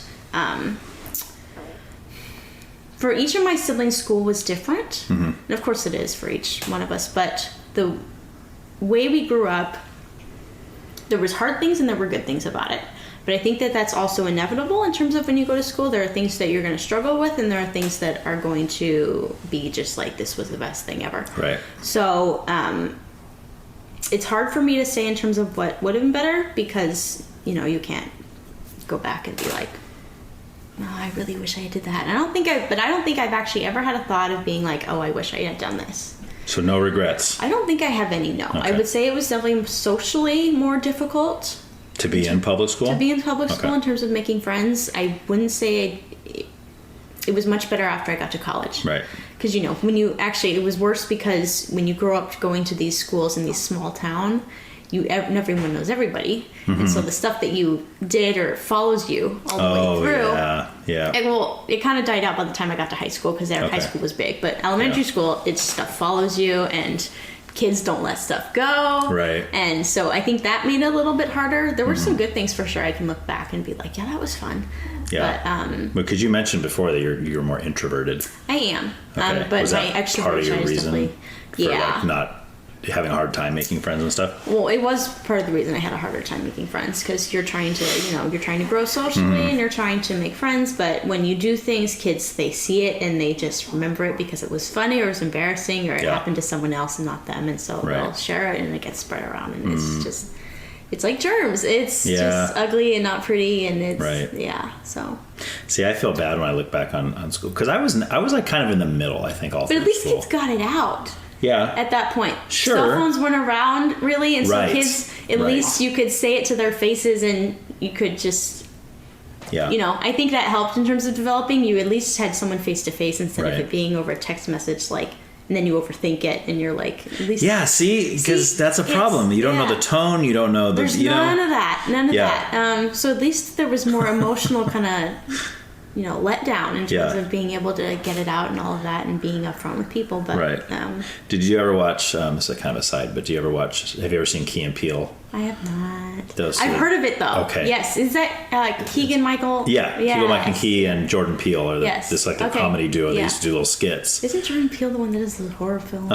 Nope. So ironic, isn't it? Yeah, I've only seen Nope. That's the only one I've seen. Yeah, I'm not a horror person. And I don't know how I feel about it. Oh, you don't like horror movies at all? It's kind of like Screamo. It's like, why would why would the Lord allow that? Like, it's not. Wow. That's going to be in heaven. It's I don't know. Irrelevant. I think there might be Screamo in heaven. I really do. I think some of the angels might be into Screamo. There's one sect over there just yelling. It's like, what are they yelling about over there? But they have the reason I brought it up, because they have a skit where they do they're texting each other. Okay. And the one guy's texting something, and he's thinking, "Oh, in real like in a nice way," but the other guy's taking it in a bad way because you don't know the tone. He's like, "What? What did you just say?" And he's like, "No, you better not." And he's like, "Well, fine, then let's do this instead." Fine, what? And it's really funny because it's true. It happens. It's happened with my friends. It's happened with me and my wife. She's like, or even with me, I'll be upset all day because it's something she texts me, and she's like, "What's wrong?" And I'll finally tell her, "Well, you texted earlier. That wasn't very nice." She's like, "What are you talking about?" Yeah, she's like, "That's not what I meant. I didn't mean it like that." And I took it a totally different way than the way she meant it. So. All right, cool. Let's take a break. I forgot to ask you this before we end the music. I always forget. So look, I put it in bold right there, and I even circle it. I still forgot it. I still forget it. Any bands or artists that you literally can't stand? Like you just that's the worst. I mean, I hate that. I used to hate Tool, and now I tolerate it because it's just like there are so many guys that I know that are just big metal fans, and I'm just like, you know what? It just must be a thing. You're just have to suck it up and deal with it. Yeah. But what was? Oh gosh. Who's? I don't know if there's any bands that I necessarily hate. I think I just stay away from genres that I just don't like, and therefore I don't really have a whole lot. So anything like heavy rock, you're not a fan of? Nothing too heavy. Yeah. Okay. So have I ever found anyone I don't like?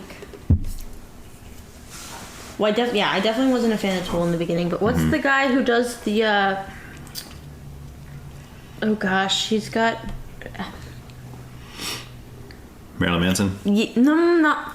Oh, well, he's definitely... I think I listened to, half listened to one of his songs, and I was just like, what the heck? It was that good, huh? It's just that disgusting. I half listened to one of his songs. Half listened. Yeah. I don't know how. I think it's all you could take. And at the end of it, it was just the why question. I was like, okay, and then how and what and why? What is this?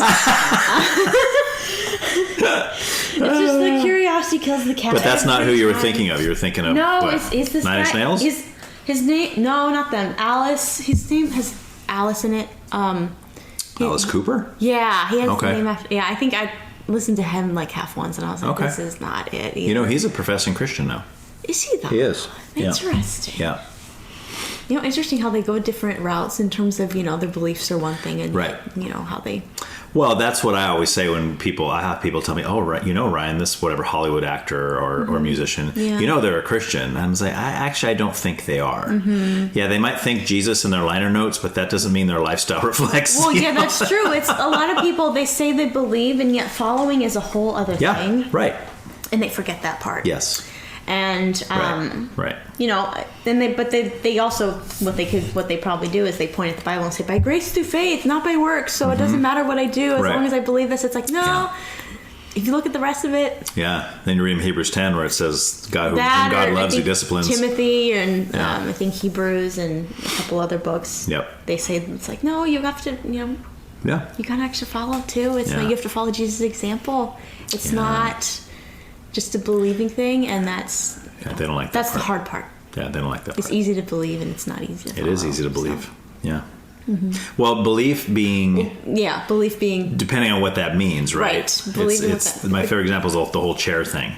Well, I believe that chair can hold me up, but it's not until you sit in the chair that you're actually putting your belief into the chair, right? You're showing, I trust that chair so much, I'm actually going to entrust myself to it. Right. It's what, do you think a chair will hold me up? Yeah, sure. No, if you tell that guy thing. that, that chair's not stable, Right. and that, don't sit in it. Yeah. The chair looks like it'll hold you up, but actually all 4 legs are broken, and as soon as you sit on it, you're gonna... actually, I knew that the chair wasn't safe. That wasn't actually you. That was Right. something else. Right. Yeah. So, okay. So you hate hard rock. We're going with that. I'm not as hard rock, metal, Yeah. screamo. Okay. Anything that's too, or any, like, I wouldn't say I'm a big fan of too much rap either. Okay. Is that because of the content or because of the sound? I would say more of the content. Okay. But like Christian rap, do you like? Christian rap's good. Okay. There's oh gosh, I can't remember his name. Lecrae? No, not him. Okay, pull it up. Do you know if it's newer or older? Oh, Andy Mineo. Oh, Andy Mineo. Okay. Yes, so he's got a song. I'd have to remember the song. I can't remember. He had one that I did. He was the first time I had heard of him, but before. Okay. But it was back in, gosh, was it 2016? So almost 10 years ago. When I was on a mission trip. And this was to Australia, but Damn, I was you've been part all of- over the place. I've been a little bit in places. Yeah, it's fun. Okay. But all of them that I've been were with Jesus in mind. It wasn't. Not a vacation. It wasn't. Well, some of them Felt like a vacation. It felt like a vacation, Yeah. but the purpose behind each one was not to go just for fun.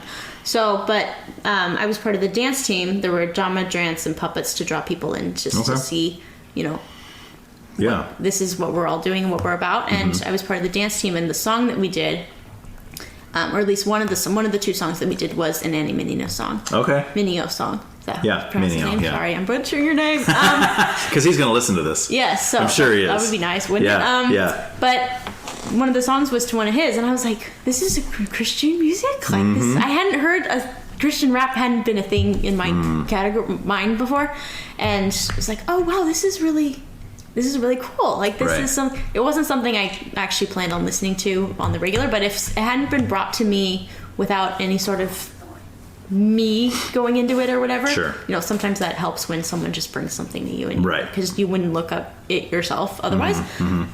But it was the first time I'd listened to Christian rap before, and I was like, oh wow, this is actually really cool. Like this is unique, and like I had heard of Lecrae before that, but I hadn't researched any of him or anything like that because of Britt Nicole. He was on one of Oh, that's right. He was on one of her songs. Yeah. But yeah, so that was the first thing I got into. But yeah, rap in general, like I have respect for some rap music. It's cool and it's got some good messages or whatever. Like even Eminem has some good messaging in some of his. It's just like, the MF bombs and all that. Right. It's like you could do without those, but Yeah. that's not the audience he's trying to reach. Correct. But he's got a lot of, if you look on some of the messages he's got, a lot of it's very, it's good messaging. It's not to bring people down or anything like that, unless of course he's going out to just have beef with someone or whatever like that. But that's usually only if he's hit or whatever. Yeah. So except the songs where he was talking about like murdering his baby's mom and all that kind of stuff. Yeah, drown her in the ocean, all that kind of stuff. That's awful, but those weren't positive songs. But it's not positive at all. Where's the positivity? There's not. I don't mean to have any. But yeah, so it's. Yeah, I like Andy Mineo. I only have one album of his, but I do really like it, and I eventually plan to kind of branch out. Yeah, he seems like one of the original kind of got into that kind of. I mean, I first started listening to like back in the early 2000s, I started listening to Christian music for the first time, and that's where like I don't know if you've heard of these guys, but it was like KJ52 or I'm still very young. there was quite a few Christian rappers out at the time, but I feel like it's gotten better. Like as it's gotten, even with like Christian rock, I feel like the quality has gotten a little better, which is I don't know. There's Have you heard of Forrest Frank? Yes. Honestly. Yes. I don't mean this to sound cultural or racist or anything like that, but when I first heard him on the radio, I thought he was black. Yeah. I did not sound white to me at all. Maybe, and I think that was the perception I had of, on the, on secular radio and all that. A lot of black art, they sound like that. Sure. But then, when you go into, like, my first Forrest Frank, let me look him up, and I was like, he's white. Yeah. Not only white, but he's like a middle-aged. He looks like a white firefighter. He is, a little bit. He's got the mustache, and they're like, he does not look like a rapper. He looks like he'd be singing country music or something. I was a little bit surprised, but I was like, you know what? If it works, it works. And he's dragging in an audience that way. And if I hadn't had that perception, I actually wouldn't have looked him up in the first place. So, Yeah, my daughter covered one of his songs. I'll have to show it to you. Oh, very nice. The song Up. Have you heard the song Up? Yes. Yeah, I'll have to show it to you then, because her and her cousin covered it. I was down, but my Yeah. It's the first time I ever heard my daughter rap, because my daughter's a great singer. She just sang at church this morning. She's my 17-year-old daughter. She's got an amazing voice. I'm probably biased, but of course. I show other people and they're like, oh my gosh, unless they're just saying that for me. That's my kid. But she's covered she covers a Billie Eilish song that is like my favorite cover she's ever done, because I think she sounds better than Billie Eilish. Nice. I'll let you be the judge of that. Offense. But when she did Up with her little cousin, I was like, oh my gosh, like you're totally like you're rapping. Like this is kind of cool. I've never heard that before. So yeah, I'll have to show you that when we're done.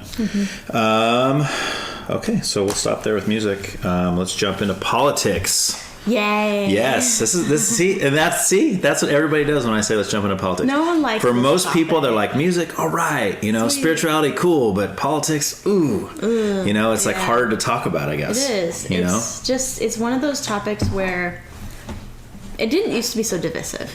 Right. Divisive, I should say. I think you can pronounce it both ways. Can you pronounce it both ways? I believe so. I've heard it both ways. Huh. So I don't think I've ever. Maybe I haven't ever said the word actually out loud. So I'm just trying to figure out how it sounds for me. But it didn't. It didn't used to be so divisive. I don't think it. Definitely. I mean, even when growing up, it was. I think it was. Like maybe after Obama got elected that it kind of got more into the foray in terms of people talking about it more, people my age talking about it more. Right. And part of it had to do that he was African American. Sure. But it wasn't so much, and social media wasn't a big thing yet. So it wasn't something that was just openly talked about as much. Or at least maybe in terms of the generation I grew up in terms of, it wasn't as much of a thing until you got older. Yeah. But it also evolved in terms of how people express themselves and how, they imitate the people that they follow.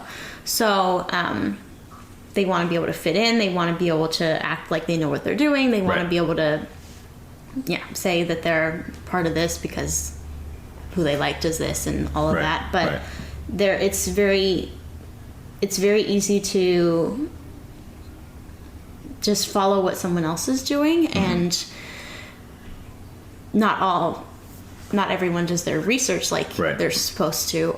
See, it's easy for some. For me, that's really hard. It's always been hard for me to follow what someone else is doing just because they're doing it. Yeah. But I know what you're saying. For a lot of people, it's easier. It's just like, I'm just going to do whatever this guy says or this guy does. That's why celebrities has such a pull. Right. If Taylor Swift says, I'm voting for so-and-so, then a lot of people in the country are like, well, that's what I'm voting for then. So the Swifties are. Yeah. It's like, I don't care what they stand for, but hey, Taylor said to vote for him, I'm voting for him. It's like, that's kind of a dumb way to look at things, but... That's another artist I'm a fan of, but I'm not a Swiftie, but I would just say I'm a fan. I'm a Swiftie. See, I don't like labeling myself with that fan thing. It's just like, I'm just a fan. Yeah. Because that's like, I think people are too complex to be put in a box. Right. Like with all those personality tests, like the MBTI and the Enneagram, like my mom loves the Enneagram. She was like, Sophia, you're a 5 or you're something. And I'm like, I really don't care. You're like, out of how many? Out of 10? Like, I just... Oh, a 5 out of 10? What? That's all you're giving me? Like... And then I want to know what she's talking about. And so I researched and I looked it up for myself. I'm like, okay, that fits and that fits. And she's like, you have this wing. And I'm like, okay, maybe I have a little bit of that, but... My brother absolutely hates this stuff. He won't take anything or whatever. And my mom's like, I don't want to ask him because he'll be like, Mom, I don't care. Why are you asking me? Yeah. So I think it's neat to find out. I think it is, but I don't know how much truth there is to it, but it's kind of neat. And I think there's some truth to it. There's some. Like love languages the same way. I like the love languages. I do too. Because I've seen the truth in that in my own marriage. Well, that's one thing. That's not a personality test, though, as much as it is, I think. Well, a part of it is. It's kind of a personality thing. Part of it is, but it's how you experience love is how you're going to dish out love. Right. Even though if your partner doesn't get it that way, they're not going to receive it. No. So we have to learn to love in the way they want to be loved. How you give out are need to be two completely different things. Right. At least unless you marry somebody who has the same love language as you, which doesn't usually happen. But no, it makes things easier. But it does, but too easy. You don't want to be too easy. No, because then it gets boring. Yeah, there's no spontaneity. You want a little conflict in your marriage, Yeah. So I mean, I grew up in a household that was, because it was a more Christian household. Even my dad was acknowledged that that's it was the more prominent belief system. Yeah. It was definitely more of a Republican one, but the Republican Party, of course, is much different now. Sure. Yeah. In terms of, They both are. well, they both are, and social media and all Yeah. that. That's why I don't like the terms Republican and Democrat. I say conservative and liberal. Interesting. That's kind of more where we're at. I didn't grow up with those terms so much. Okay. I grew up with more of actually, that was what my parents used. My grandparents would have said more conservative or liberal. Okay. They wouldn't have said Republican or Democrat. They would say those terms, but it wasn't as often as if you would say conservative or liberal. My paternal grandparents definitely weren't as politically vocal. I don't think I ever heard them talk politics at all. Okay. My mother's parents, on the other hand, the conservative ones, were extremely vocal. Nice. Even now, when my grandfather was still alive, it was Fox News almost every night, Yeah. and so it was just the way it was. Right. And, that's where also the Calvinism comes in and all of that. Oh, okay. So, This is the Calvinist grandpa. yes, this is Okay. the Calvinist grandpa. Gotcha. So it's interesting how the two different sides, they were vocal in different ways, or they weren't at all, and how that kind of influenced. So my dad definitely, he leans, I think, more Democrat now, but his moral beliefs, even though they're not Christian, they're still kind of rooted in, because he grew up Catholic, and so that kind of still dictates his morals a little bit, which is good. Yeah. Was your dad ever Protestant at any time, or he brought up Catholic? He grew up. And now he's he grew up Catholic, and then he became Protestant. So, Oh, okay. But you said now he doesn't really hold to Christian beliefs at all anymore. no, it's very difficult for him to believe. Okay. In God at all, or just in? Probably got it all. It doesn't Okay. make sense for him how some stuff in the Bible comes to be. So it's difficult for him to hold that faith aspect. There's a few other things that I think have influenced that over the years. Okay. Yeah, it was definitely more of a difficult thing to talk about in terms of growing up, how to share that with him. And at the end, I decided I couldn't share any of it. Yeah. So, because there would be a rebuttal, or let's move away from that topic kind of thing. Okay. So, but yeah, definitely grew up more on the Republican side, although even in my house, politics wasn't talked very much about, because it wasn't seen as something relevant, of course. One, for us kids to know. Yeah. Two, it just... Well, because you can't vote anyway, so who cares? No, we couldn't vote.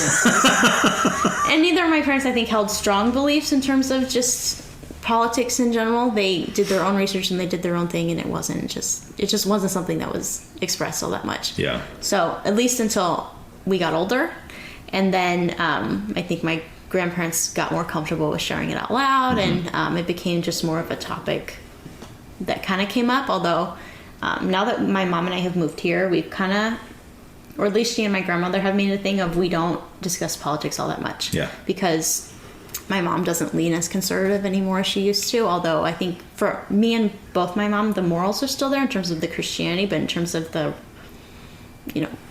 far conservative side, we definitely are not. Well, describe that for me. What do you mean by far conservative side? You're talking about like MAGA January 6th people? January 6th people. Okay, but even when you say MAGA, that doesn't just mean someone who wants Make America to be great, right? You're talking about the whole stigma that goes with that whole movement, which usually brings alongside it some form of racism, misogyny. Very much the white supremacy, very much the white nationalist kind of perspective. But would you say that anybody wearing a MAGA hat falls under that category? You think they're all white supremacists? Look at somebody like Charlie Kirk, who would pass out MAGA hats all the time. But would you say that his beliefs aligned with a white supremacist kind of viewpoint? I don't know if they would. Okay. It's hard for me to distinguish that a little bit, because one, I don't want to make first judgments without discussing with the person first. Right. Second, I don't want the media is very. This is why I'm trying not to watch the news too much. It's because it's one, there's a lot of it's all bad. Mm-hmm. It's hard to find the good in it these days. Yeah. Second of all, it's difficult to just hold a conversation with people, even with those beliefs, when you do, because more often than not, they're going to say one thing, and it immediately shifts the tone of the conversation to something that's unhealthy. Right. Unlike what we're having right now, which is nice. See? Exactly. But it's hard to have just a conversation, I think, with people that are far on either spectrum a little bit. Mm-hmm. And as I've grown older and I've tried to research a little more both sides a little bit, because I think that with knowledge comes power. Mm-hmm. I've leaned more into being more in the middle and more of a moderate. I don't like my base moral code is in line with Jesus. Okay. It's not aligned with a movement or a political side. Okay. Because I think that there's good things about both sides. I think that there's not so good things about both sides. Okay. I think taking either to an extreme is a big mistake. Okay. And it takes you away from what Jesus really stood for. I don't think he would pick either side either. Right. Because... You mean he wasn't a white middle-class Republican? No. Oh. That's disappointing. I know. It's like, shocker. He's not. Again, I thought he was blonde-haired, blue-eyed. He always votes on the right. He was Middle Eastern. Oh, he was. Christianity was okay. actually in Africa before it was in Europe. Because Interesting. in the Gospels... Yeah. Actually, it might have been the Book of Acts. Philip, he speaks to a Ethiopian. Uh-huh. Yep. And that gets therefore pushed into Africa when he goes back. So, well, I think the case would be made as probably in Asia before Africa, though, right? Because the early disciples, Jesus was in Asia. That's where Christianity started, was with Jesus and his disciples. They were, but maybe the first place other than that it got evangelized to. Yes. Yeah. So I would agree with that. Yes. Yeah. Although some people would say, well, Paul went to Turkey and Greece and all that, and that's Europe, and not Turkey anyway. But it's like, well, actually, Philip did this first before. Paul actually went out and did it. But anyway. So what kind of things, I'm curious, what kind of things, like when you say that you're more of your politics and your morality lines up with Jesus, which I agree that they should. Obviously, I'm a Christian too. Yes. But like what things in that realm maybe that you believe because it falls in line with Jesus, would you say puts you in a specific place politically? Like in terms of specific issues? Yeah, like a specific thing maybe that you stand strong on where you're like universal health care. Okay. I definitely think that Jesus would want everyone to have the equal amount of care. Okay. And everyone else. I don't believe that privatized is something that is helpful because it caters to a specific people that can afford it. Even though with nationalized healthcare, the government has to subsidize it and they have to fund it. Yeah. It makes it difficult for people to also afford that at the same time, so they have to go to private. But I would say that having a whole I do envy a little bit that the taxes in Europe are higher because that helps fund the healthcare that they get. Okay.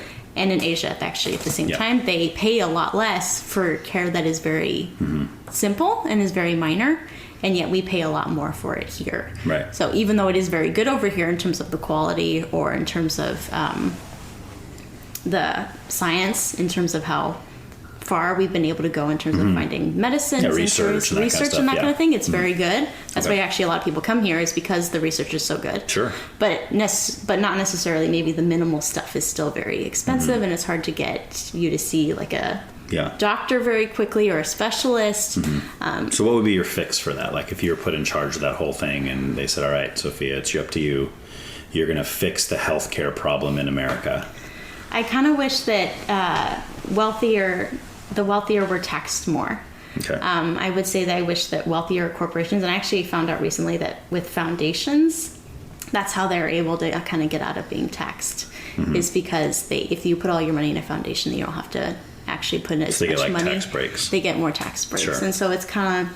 But they already pay more than everybody else, you know that, right? That's true, yes. But so you think the percentage on certain, if you make a certain amount, your percentage of what you pay in should be more. Because already, let's say you and I make whatever we make. I don't know, let's just throw a number. Let's say we make $80,000 a year, which probably is way more than we actually make.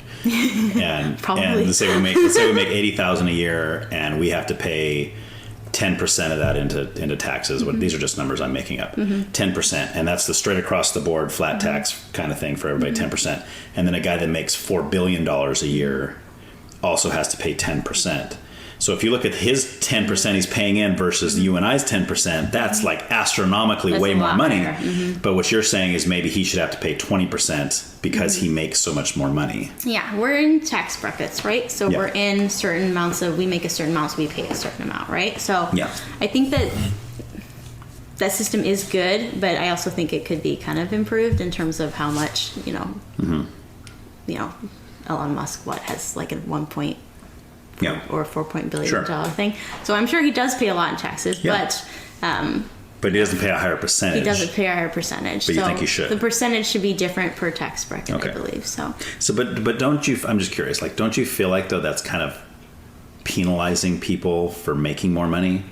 Like, you look at somebody like Elon Musk. The guy's created things that no one has ever created before. Right. Mm-hmm. He's an innovator. He's making these he's making spaceships that can fly up in the air and then land back down again. Something we haven't seen only on Star Trek. And that's amazing, right? So he's obviously a genius. He does. I mean, people say what they want about him. They don't like him as a person. That's fine.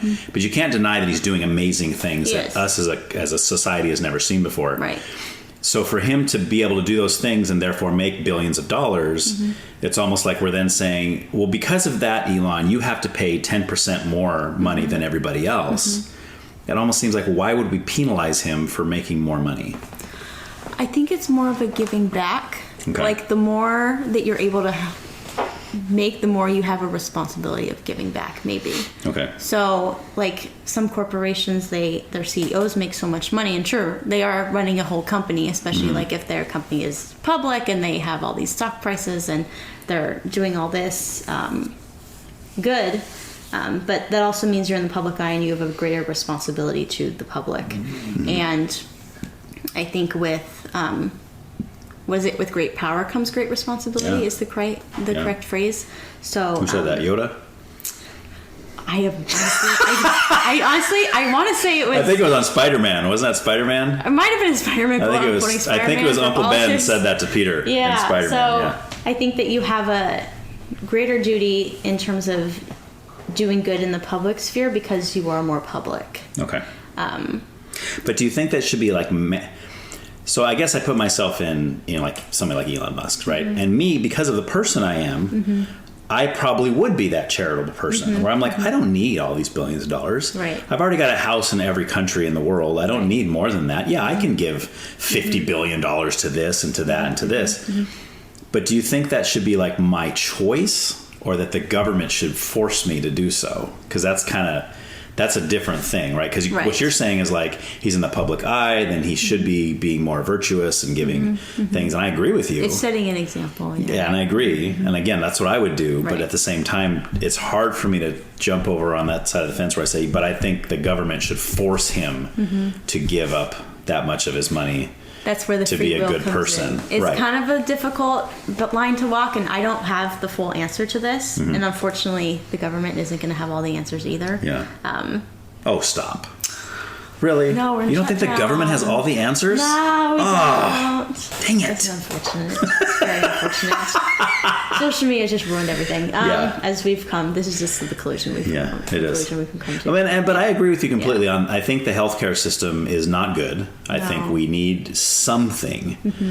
It's just the something part is what I haven't really come to a conclusion on yet. I don't think anybody really has. Or maybe the taxes, a certain amount of taxes that you give are put towards healthcare. I mean, I'm pretty sure that's how it's partially done now in terms of the Affordable Care Act and all that, but there needs to be almost a higher percentage towards given towards that. I think that's almost more of a necessity than some other things. I wish we could pick what we gave our taxes to. I think a lot of people maybe would be helpful think that would be very helpful. That would be great, because there's a lot of things I would say, nope, don't want my taxes going to that, or that. Yeah. So, but put it more towards this, Healthcare is one of them for sure. Sure. Yeah, that would be my thought too, for sure. Yeah. Because it sucks. Like even in like where I'm at in the bracket that I'm in or whatever, it's like I pay a certain amount of money a month. They take it out of my check. But even still, it's not like it's free after that. Oh, I go, dude, I have to have like a surgery or something, and they're like, all right, that's gonna be $12,000, and I'm like, no, I have insurance, and they're like, no, that's after your insurance. Get an itemized bill, dude. I did. Oh, I totally did. So I had back in, this is like 10 years ago now. Beth and I were in Vegas for our anniversary one year, and my appendix ruptured. It's a great anniversary trip. That is a great fantastic. But I just thought I had the stomach flu, by the way. That's what it feels like every time for most people. It is. Yeah. Well, because you throw up a bunch, and then you're done throwing up, and then your stomach hurts. Yeah. And I was like, I just pulled a muscle or something, throwing up. That's happened before. So I didn't go to the doctor until like 2 days later, and then they're like, your appendix ruptured. Oh, great. Well, don't people die from that? Yeah, let's get you in an emergency. So because of the rupture, I was in the hospital for like 7 days, and the final bill was, I forgot what our cut was like 12,000, 14,000 or something, right? And then they're like, oh no, that's after insurance. And so I asked for, well, what is it with, it's like the total. They're like $120,000 or something. I was like, what in the world is that going to? Yeah. Like, I said, like, who's that going to? So then I look at the thing. Admin. Something, because I even got like you said, I got the itemized, and it showed me what the surgeon made, what the anesthesiologist made, and it was like nothing. Like it was like $4,000 out of the 120. Wow. I'm like, and I had minused all that, and I still had like 100,000 left. I'm like, where's that? I was like, that's not going to the food in the hospital, because they brought me Jell-O and beef broth. Oh yeah. That does not cost $100,000. And I'm like, I know these nurses and orderlies and stuff aren't making, $200 an hour to work there. So I'm like, where's that going? So that was a big eye opener for me, for sure. Them and teachers need to be paid more. Like they're depending on what? On the teachers. Because I think, personally, here's my view on this, we can talk about it. The public, especially the public school system, is a mess. Yes, that is. It's because a lot of them have become indoctrination centers, not teaching math, English, science. You want the Trump Bible in there. Well, I mean, they're teaching morality. It's not the elementary school or the junior high. It's not their job to teach morality. No, it's not. And that's what they've started doing. And I'm like, I was looking back at my education. I was like, was morality in there? No. And it shouldn't be. Yeah, it just shouldn't be. No, yeah. So that's my issue. I turned out fine, so. I hopefully. But in the defense of everyone else, everybody says that. Yeah. I've never heard anybody say, well, I did this and I turned out messed up. Man, I'm screwed over. Well, messed up in some ways, not the entire, my human being is. Right, yeah. I always joke around and say, well, I did that and I turned out okay. Did you? Yeah, sure? Exactly. Did I? No. Really? I don't know. People look at you like. Yeah. You're fine? Really? Yeah. No. Yeah. So. But like the public education system, if it's what it's supposed to be, then yes, I think teachers should make more money. Yeah. But not if they're just going to be continuing to pump, whatever their view is morality-wise into our children.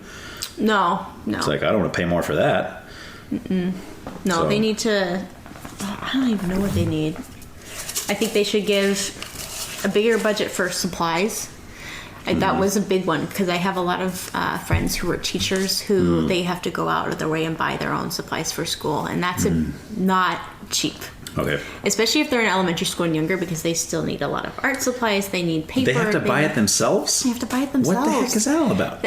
Because the schools don't have money and funding. That's terrible. They have to. So, like, I've seen Facebook, like, posts of them list, like, I need, like, this is the amount that if you want to donate to this funding or whatever, this is my school supply funding. And it's like,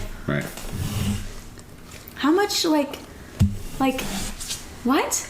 Like, you need all this, like, they need crayons, paper, like, colored pencils, they need glue sticks, they need, and it's sad. Like, you would think this funding would cover supplies at the very least, but, you need to bring, like, tissues and, I remember actually getting supplies lists for a little bit like that. Like, we had to buy. But no. Oh, like you bring it home as a kid and your parents have to go get you stuff. Yeah, but now the teachers, they're still sending out lists of stuff that, like, what? Like, all these, like, it just blows my mind that they have to use their own pockets to pay for stuff that should be provided. I agree. By the schools district. Yeah, totally and agree. The education department. And shouldn't you be putting the money towards stuff that the kids need to foster creativity and wanting to learn? Like, so what do you think's happening there? Do you think it's like the taxes aren't high enough or something like that? Or do you think the school system's taking the money and doing other stuff with it? Again, that's difficult for me to answer. Without knowing for sure. Knowing for sure. Yeah. With politics, there's always so much you don't know. Yep. That goes on behind the scenes. Yep. But I think definitely in terms of, I think the budgets have gotten smaller. I think that with just how prices have gone up in terms of everything else, it's harder to pay for things, and just paying for things in general is just hard. But it's definitely one of those things where I think budgets have gotten smaller. They don't want to pay for these. They want to, like, if you want this stuff in your classroom, you need to pay for it. So, but if you want students to be able to learn and have express themselves creatively, then, and that usually, well, some kids are more interested in art or science or math or whatever, then you need, the supplies is first and foremost. Yeah. Teachers are important in that respect in terms of using those. Yeah. But yeah, if teachers don't have the supplies they need, it's difficult for them to teach. Right.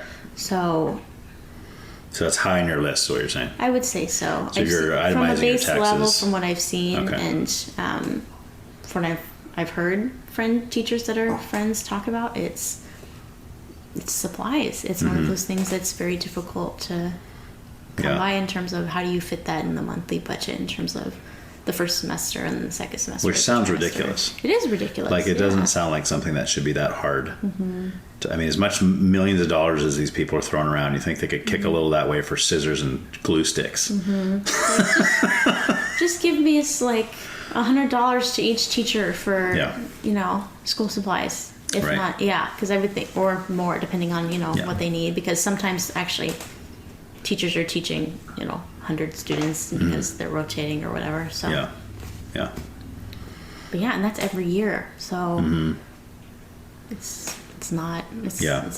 Right. And then you need mental and professional health, because sometimes teachers, they're not just dealing with students. Sometimes the students are easier to teach than the parents, and that's a whole other conversation. Oh, yeah. And it's bad. Yeah, I wouldn't want that job. Or the aftercare that the schools have that provide for kids that have to stay home because their parents are working, and I think that needs to be maybe subsidized a little bit more, because daycare is not cheap. Right. So that's one of the highest expenses parents are paying up until their kids are able to, for the most part, care somewhat for themselves anyway. Yeah. So do you mentioned a few times that you want to be married eventually, obviously. Do you want kids too? That's kind of been half and half a little bit. Okay. Because I watched and I look back and I think back to how my parents did it, and I knew that I was like, I do not want to get divorced, because I've seen how it was good in some ways, but it was also, it's not the preferable route. So, and I watched my mom and my sister be single moms, and I saw how hard it was just being one. Sure. Even though my mom had my dad, and he was very involved, and they were very much working as a team. Even after they were divorced? Even after, yes. So I was very grateful for that. But it's not the ideal route. And money is very difficult in that scenario. I think that plays a huge role in terms of how kids are brought up, and how they're able to go to school, how they're able to fit in, how they're be socially. And so when you have a combined household, that makes finances a little bit easier. Right. If it's split, it's 10 times, if not 100 times harder. Well, that's actually where I was going, and that's what I'm curious about, because it hasn't always been that way. No, it hasn't. It used to be that a family could survive on one income. Yeah. Right? And then at some point in history, it became to where there were so many two-income families that now it's like impossible to. I mean, it's not impossible. I have plenty of friends where the wife is nothing but I say nothing, but like if it's nothing, she's a stay-at-home mom. She homeschools, and only the dad works outside the home. I know a couple that. Yeah, I know quite a few people like that. But it's they're not older, easy. Actually. They're not necessarily younger. Right, exactly. They might have bought their house 20 years ago, as opposed to trying to do it now when the prices are skyrocketing and everything else. But I guess what I'm wondering your thoughts on is, there's lots of different ways to ask this question, and I guess we'll just see where we go with it. But do you think that it's when you look at the two models, like you see a single income family where the mom is home with the kids? We'll just say the mom, could be either, but traditionally the mom is generally the one who stays home with the kids. And then you have another one where both the mom and dad are working 40 hours a week, and the kids are at school or daycare. Do you see one of those two models as being better than the other? So my experience growing up was interesting, because my mom worked for the school district, and so she was able to stay home with us whenever we got home, and during summers, and whenever we got nice off. So her hours were the school hours, basically. So pretty much it was almost like having a stay-at-home mom, because she worked, at least I can't remember when she started exactly, but when she started working for the district, she pretty much worked the same hours as we did when we were in school, and that made things easier in terms of, you know, it pretty much felt like we had to stay at home. I'm a home mom because she was home with us whenever we were home. So it's difficult for me to answer that question because I didn't exactly have two working parents, even though I did. But it didn't feel that way. Didn't feel like it because she was home with you guys all the time anyway. Right. So, except maybe she had less energy for you guys, maybe because she just spent 8 hours at work. Unless we were with our dad or whatever, and then she had some time off and she could do whatever she wanted. We would spend Friday nights and full Saturdays with him, and then we would go home late Saturday afternoon. So she had a whole almost full Saturday to herself. He lived close enough to you guys. Oh, he always made sure that he was close. Okay, cool. They made sure of that. It was like if you want time with them, you need to be close. In fact. Yeah. But I would say my viewpoint of that is I think it kind of leans towards being a stay-at-home mom in terms of dad. It's also kind of what I picture for myself. But now that I'm working, I think about how my mom did it, and I would want to be working, but also being home with them when they're home. So I saw that how she did it was very much ideal in terms of having best of both worlds at the same time, in terms of she was able to work, but she was also able to be home at the same time as the rest of us. Right. And we got to a certain age anyway. So that's what you hope for yourself someday? That was kind of what I hope for myself. Okay. And I see I think it just seems like it fits really well. That's almost the ideal model is, you know, at least for women that want both the best of both worlds a little bit, is you want to be able to work and have a fulfillment in terms of that for career, but also being able to be home. But I know for my mom, in terms of her career, that was difficult. So because she worked in the kitchen, so... Oh, she was lunch lady? So she was one of those. Nice. Yes. But I know that was difficult for her in terms of, you know, sometimes the people she worked with or... you know, school politics or a whole other thing. So, and she didn't work at the district forever.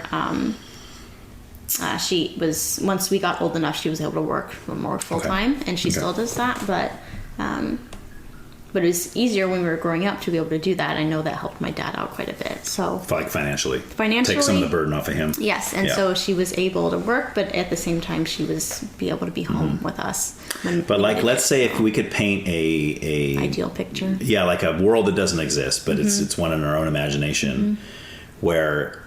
The one that God created that was perfect. Right, yeah. Before they ate the fruit. No, not that far back. But like to where only a single income would be enough to not just get by on top ramen and macaroni and cheese, but I mean to live decently, right? Do you think that's better? Or do you think like it's better to have both parents working? Like... Do you see what I'm saying? Because there was a time where only a single income was enough. Now we're in a time where that's really not really the case. Like you have to have two. So if you could choose between the two of them, where would you go with it? I think I almost would pick the stay at home, but I'm also, even though you were saying that, I was thinking of the biblical Proverbs 31, because the woman in the home, she is at home, but she is also working. She's working outside the home as well. Right, she is as well. So she's doing both. Sure. So I don't know if, I think God also, I can't fully speak for him either, but I don't think he designed for us women to just be idle and taking care of children. I think he meant for us to be, you know, the term helper means also assisting the man in what he is doing. And so I think that, well, at least in terms of back then, that was also being part of what the family did in terms for work. Yeah. So I don't want to say, I think society has kind of evolved it to where stay at home is the ideal. But I don't know how much of it is actually necessarily the biblical ideal. Sure. So, but like you say, like back in the 20s, if a family owned a farm, right? Yeah. Dad's probably out there doing the heavy manual stuff. He's plowing the fields. He's doing all that, right? But that doesn't mean mom's inside watching Days of Our Lives. Like she's raising kids. She's probably doing things like milking cows. She's still working on the farm. Yes. But it seems like the primary, and I would argue that this is the case for the Proverbs 31 woman, the primary role is the wife and the mother. But if she's able to help with the other work as well and still maintain that other stuff, great. Yes. So that's the way I would look at it today. Yes. But I don't see that. I think that in order for the woman to work full time, you're sacrificing the time that you would be spending with your kids because they're in daycare, they're in school, they're doing whatever the case may be. Yeah. So that's kind of where I'm at. It's gotten to a point where you can't have both the best of both anymore. Right. You used to be able to. Sure. And you could those could coexist in a harmony that kind of bounced off the other. Mm-hmm. But these days I don't think you can fully have best of both, even though I think in my scenario I kind of had the best of both in a way. Right. But I think mine is definitely a little bit more of the outlier. Mm-hmm. But there were also extenuating circumstances, like I don't know how it would go if my parents weren't divorced. I kind of feel like maybe it would have gone the same way potentially. Because it worked really well, and I think looking back, maybe my parents would thought, yeah, that worked better. And again, my mom was like, I don't want to homeschool. Homeschool kids are weirdos. Well, we had plenty of homeschool friend kids, but after she had, before kids, you think one thing, and then after you have kids, it's like, yeah. Well, there was a time. That was a fantasy in your head. But see, I was totally against it because, as you know, we've homeschooled all our kids from early on, and still are. But like, there was a time in my life where I knew homeschool kids, and they were goofy weirdos. And I thought, man, homeschooling messes up your kids. I would never want to do. But this is before I was a Christian. This is before I believed.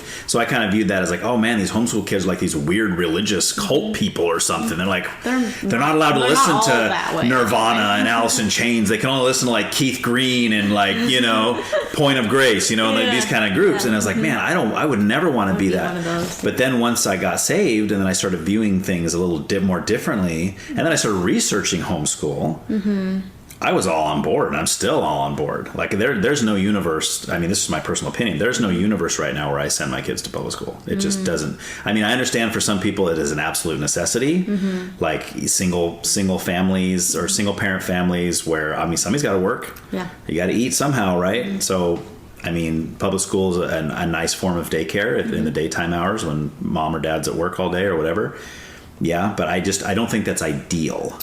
I think the reason that's a necessity is because something's broken. Like a single family, a single parent family, I understand it happens. Yeah. But that's obviously, I think you'd agree, that's not God's design. It's not, right? No. So it's not the design, and growing up, I did know several families that were homeschooled. And I would say generally most of them turned out pretty well. Right. They didn't go off the rocker or anything like that. And it helped that the church environment that we have is very good. Okay. It didn't, not all churches are going to have a good, strong foundation of people that all, believe the same thing, or that there were no church splits or anything like that. So that helped. But that's also not always the norm either. Right. So if anything, it's not the norm.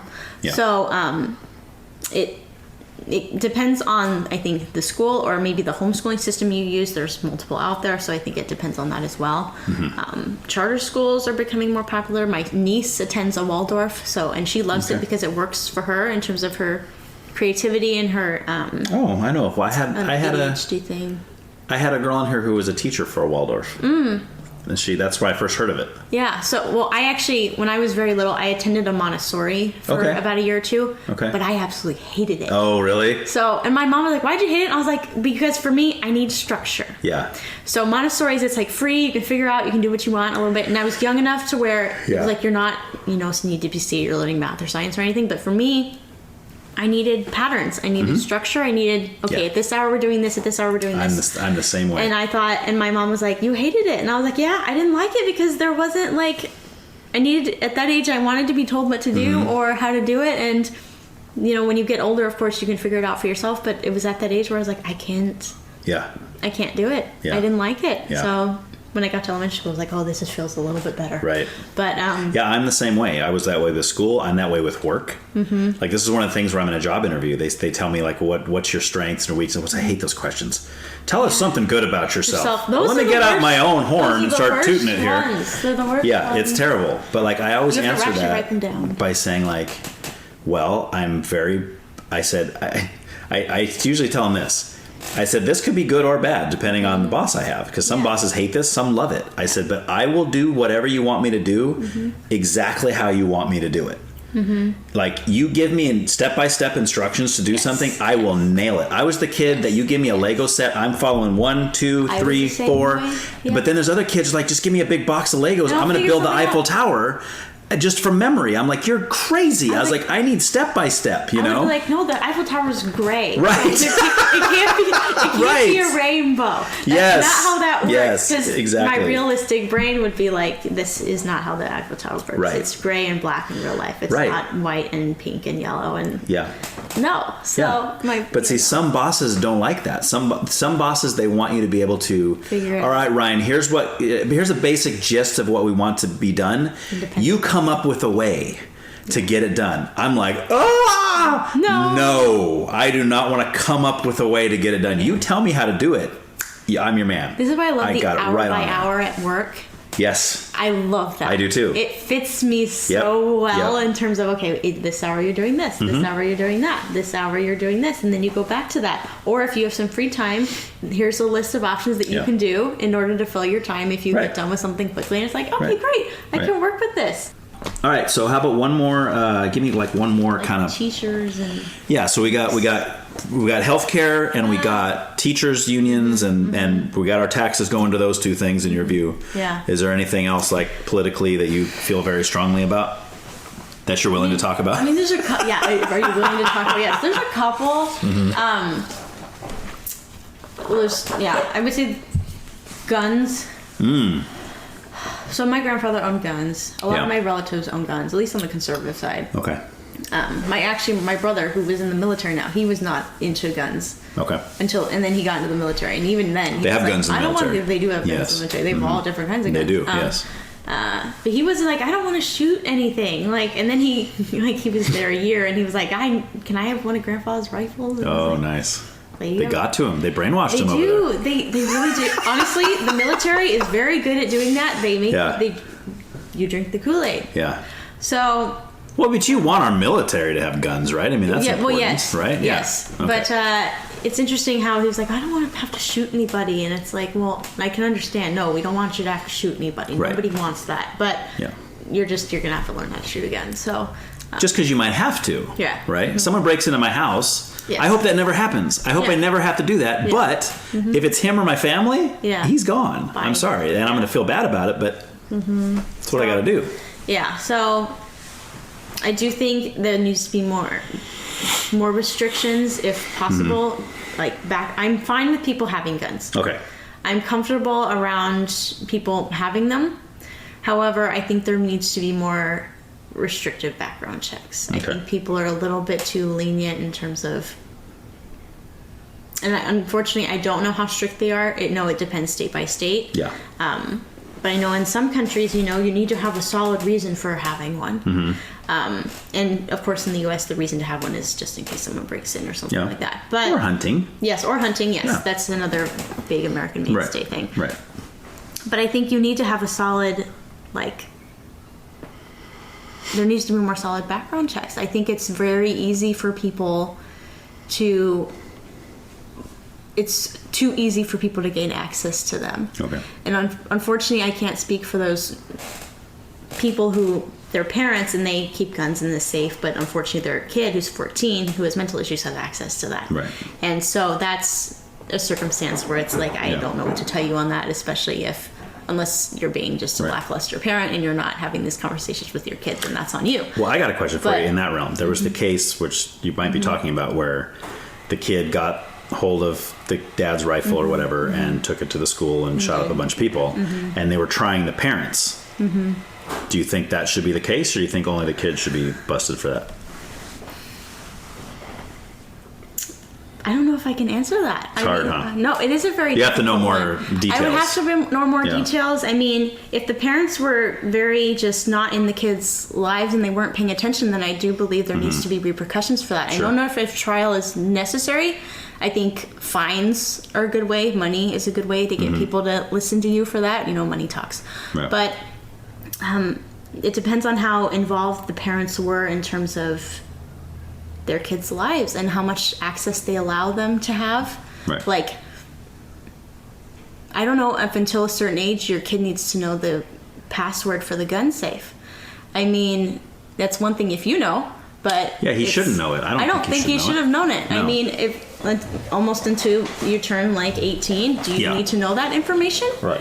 You can know it's there, but unless there is an absolute reason for them to know that information. Like if you live in a rural area where there's wild animals about, Sure. that's one thing. Yeah. But if you're in like a suburban area, is there a reason for your kids, 15-year-old, to know what the password is for your gun safe? Right. What if it's a suburban area that's high crime, high level of break-ins and that kind of thing, and maybe dad's working late, and he wants the 15-year-old son to know, in the worst case scenario, if he has to defend his household, that he can. I would have to. That's also a difficult one to answer because I suppose it depends maybe on the family too, and their dynamic and. Because I think ultimately the problem is mental health. It is. Anytime somebody shoots up a bunch, yes, right? Because anytime somebody shoots up a school, shoots up a church, whatever, right? Yeah. These mass shootings, or even anytime somebody shoots just one other person for whatever the reason is, there's something mentally wrong there. That's a mental health problem. So it's not so much the tool that's being used. Right, because we had the case down in Santa Barbara years ago where the guy shot a bunch of people, stabbed a bunch of people, and ran a bunch of people over with his car. Yeah. So you remove the gun from the scenario, he's still stabbing people, he's still running people over. And that's still something because he's having a mental problem. But we're not going to outlaw cars, we're not going to outlaw knives, at least not yet. Nobody's trying to do that. No, knives are still very necessity for. Yeah, so I guess for me, I hate gun violence. I hate all of it, whether it's in the gang realm or if it's in the mass shooter realm or whatever it is. I hate all of it. I'm just not sure removing guns is the answer. I would agree with that. Right. So because there's still very much it's American. It's a cultural thing to have guns. Right. But I think that there definitely needs to be more restrictive access. I think there needs to be a gun safe in each home. I don't think that they need to be just in a drawer or just sitting on the dinner table. Yeah. I think there needs just even at home. If there's ease of access there needs to be more restrictive inside the home. You need to sign almost an agreement saying you're going to have these things. Yeah. I don't know if they would make that or just like a regular check, but if you're purchasing a gun, you need to purchase like a safe at the same time. Sure. It should be mandatory. Yeah, it should be mandatory. This is a package deal. You get the gun and the safe. They go together. You can't get. Yeah. So and then, background checks almost, I don't know. Right. If you own one, maybe every year, Yeah. But the gun safe, though, that would really that would solve the issue of somebody who shouldn't be getting into the gun case using it, like a kid getting into his dad's. But if you got a guy who's, let's take the guy, the Las Vegas guy that was shooting people from the hotel room, right? That wouldn't end that. He'd just go into his own gun thing and, all right, it's time. Let me put on the combo and grab my 5 guns and head to the hotel. Yeah. Or whatever. So, but mental health checks, that kind of thing. Mental health checks, again, I think we're going back to the healthcare thing. You need to pour more money into those mental health facilities. I know that, what was it? I think when the government earlier this year pulled a lot of money from mental health organizations. And that, I think, was a big mistake in terms of, we're struggling as it is, as a society, just to get, things are, we're in the end times, I believe. So it's just of course, they've been saying that. 2,000 years. Yeah, I was going to say that we've been in the end times since the book of Acts. So it has. It's been 2,000 years since Christ's death. So I definitely think that there's not enough being done in terms of there being more restrictions. I respect the fact that people need to have them for certain reasons and that they're used for recreational use, but... Well, because the statistics are the vast majority of people that own guns aren't killing people with them. Right, yes. Right, so it's just this fringe group of people. I mean, other than inner city gang fights, if you take that out of the equation, really gun deaths is pretty small. Yes. I mean, but when it happens, it's a big deal because it's you look at things like these young kids, a Sandy Hook or whatever it is, you're like, oh my gosh, this is a bunch of elementary school kids that just got gunned down for no reason. And, exactly. So it's there was no need for... There's just no need for any of that. So it's... Yeah, it just... Yeah, it's terrible. It's awful. And we've become so numb to it. And that's even worse, I think, because we've become so numb to it. Sandy Hook, I think, came out of left field a little bit. There hadn't been a worse one since Columbine. Right. And even now, that one, it's only considered bad because it was one of the first bad ones of its time. But since then there hadn't been really anything that was big enough, and then Sandy Hook came along, and it was like, and then it started just ramping up, and then COVID happened, and then stuff really got worse, and but yeah, again, social media is awful. So it's just, there's so much that goes into the human's development experience, and with just the rise of tech and how people are able to express themselves, there needs to be more. I think actually confrontation front to front can be a good thing. And I think people, they're very much scared of that, and that's why they go online. But it's when you really are confronted physically with that, and sure, you want to yell, but talking it out is also very healthy. Even if you are yelling, actually, even if you are, at least you're using your words. Yeah. At least you're using your self-expression in a way that was meant to be how it was meant to be used in terms of being verbal. So, yeah, it's just something that I think people have taken their self-expression and definitely like abused it in terms of how they use it. Yeah. I think that like for the mental health thing, I agree that more money should be going into that. But I also have stipulations. The same I do with the public education. I think it should be going there, but for what I would call the right reasons, right? But then that's where you have differing opinions. On so when I look at the mental health, and I look at like, yes, but like, what is the funding going towards? Because I don't agree that everything is now a disease. Like everything's a disease now. Oh, this is a disease. Well, no, that's not everything is even a mental health issue. Yeah, it's just normal stuff, you know, like, and I'm somebody who's struggled with like anxiety, panic, depression my whole life, right?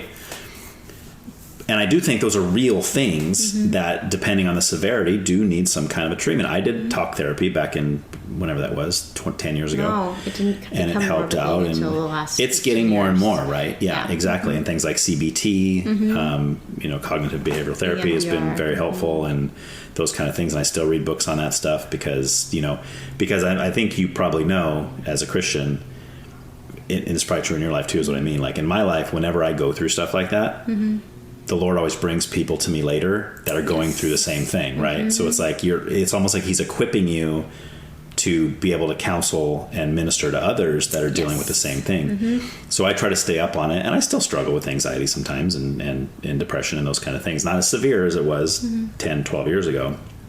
That was when it got so bad. I was like, oh man, I need something. Like I was in my room all the time. I didn't want my room. Yeah, exactly. You know, and that's kind of what happened. You know, my family kind of came in and said, hey, you need to do something because you're going downhill fast. Yeah, it's bad.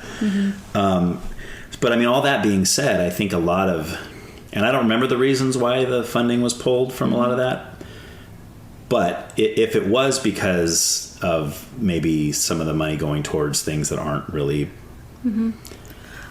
healthy, I would agree that some cutting needed to be done from the government. I think, you know, having your hands in too many pies is a bad thing, because then you can't focus on the things that are really important. But of course, you know, there's details to those things, and there was reasons why you know, there's reasons why we put our fingers in those pies in the first place, but maybe they were meant to be temporary things. They weren't necessarily something you need to have in all the time. So maybe they were cherry. I would definitely put my hands in a cherry pie. That's my favorite. That's delicious. Yeah, especially with ice cream.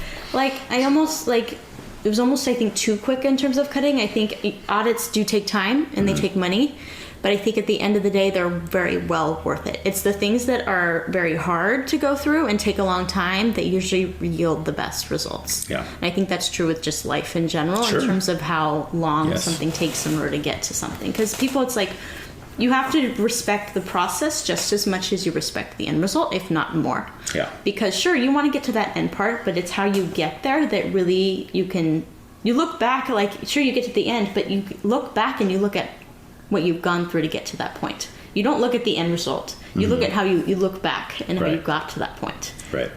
You don't dwell on, I found that I don't dwell on the end result as much as I dwell on how much I can look back on the journey a little bit. Yeah. And I can see those pinpoints where the result I got, you know, but they don't last nearly as long as how long the process it took to get to each of those. Sure. So I do think there maybe needs to be an auditing process in terms of how much, like, I think when I saw that they were cutting funding from PBS Kids, I was like, that is the stupidest thing I have ever heard. You know how much I watched as a kid and how much my mom appreciated that? Sure. Like, that was something I was extremely lamenting. I thought, are you kidding me? You're cutting money from the PBS? Yeah. I think more people were upset about that than most other things, but they were just, why would you? Okay, but see, like, here's the thing though. So like when they were talking about cutting funding from the libraries, obviously that's close to you and I, of course, and there was a lot of people in that employment area that were very upset. Like, I can't believe, screw Trump. I can't believe he's going to take, blah, blah, blah.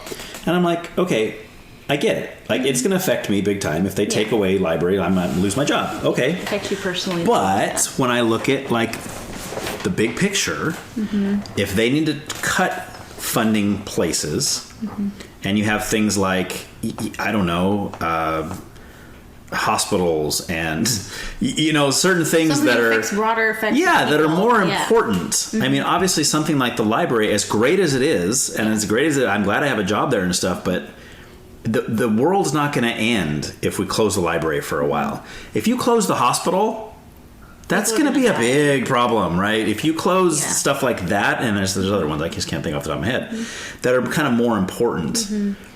So I've kind of learned over the years to be like more trying to look at things as a big picture scheme as opposed to how does it affect me, right?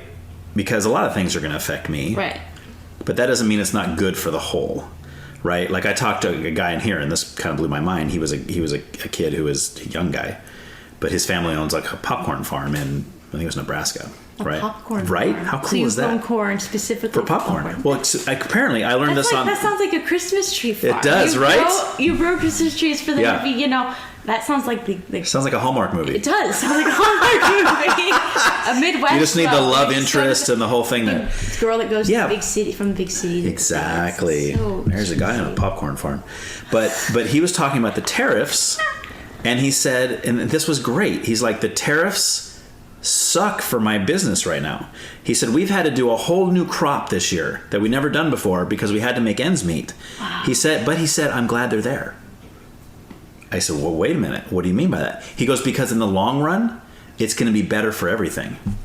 So everything in terms of the whole economy as a whole? The whole economy. Okay. And then even in the long run, in his business. Okay. For a time, it's going to suck.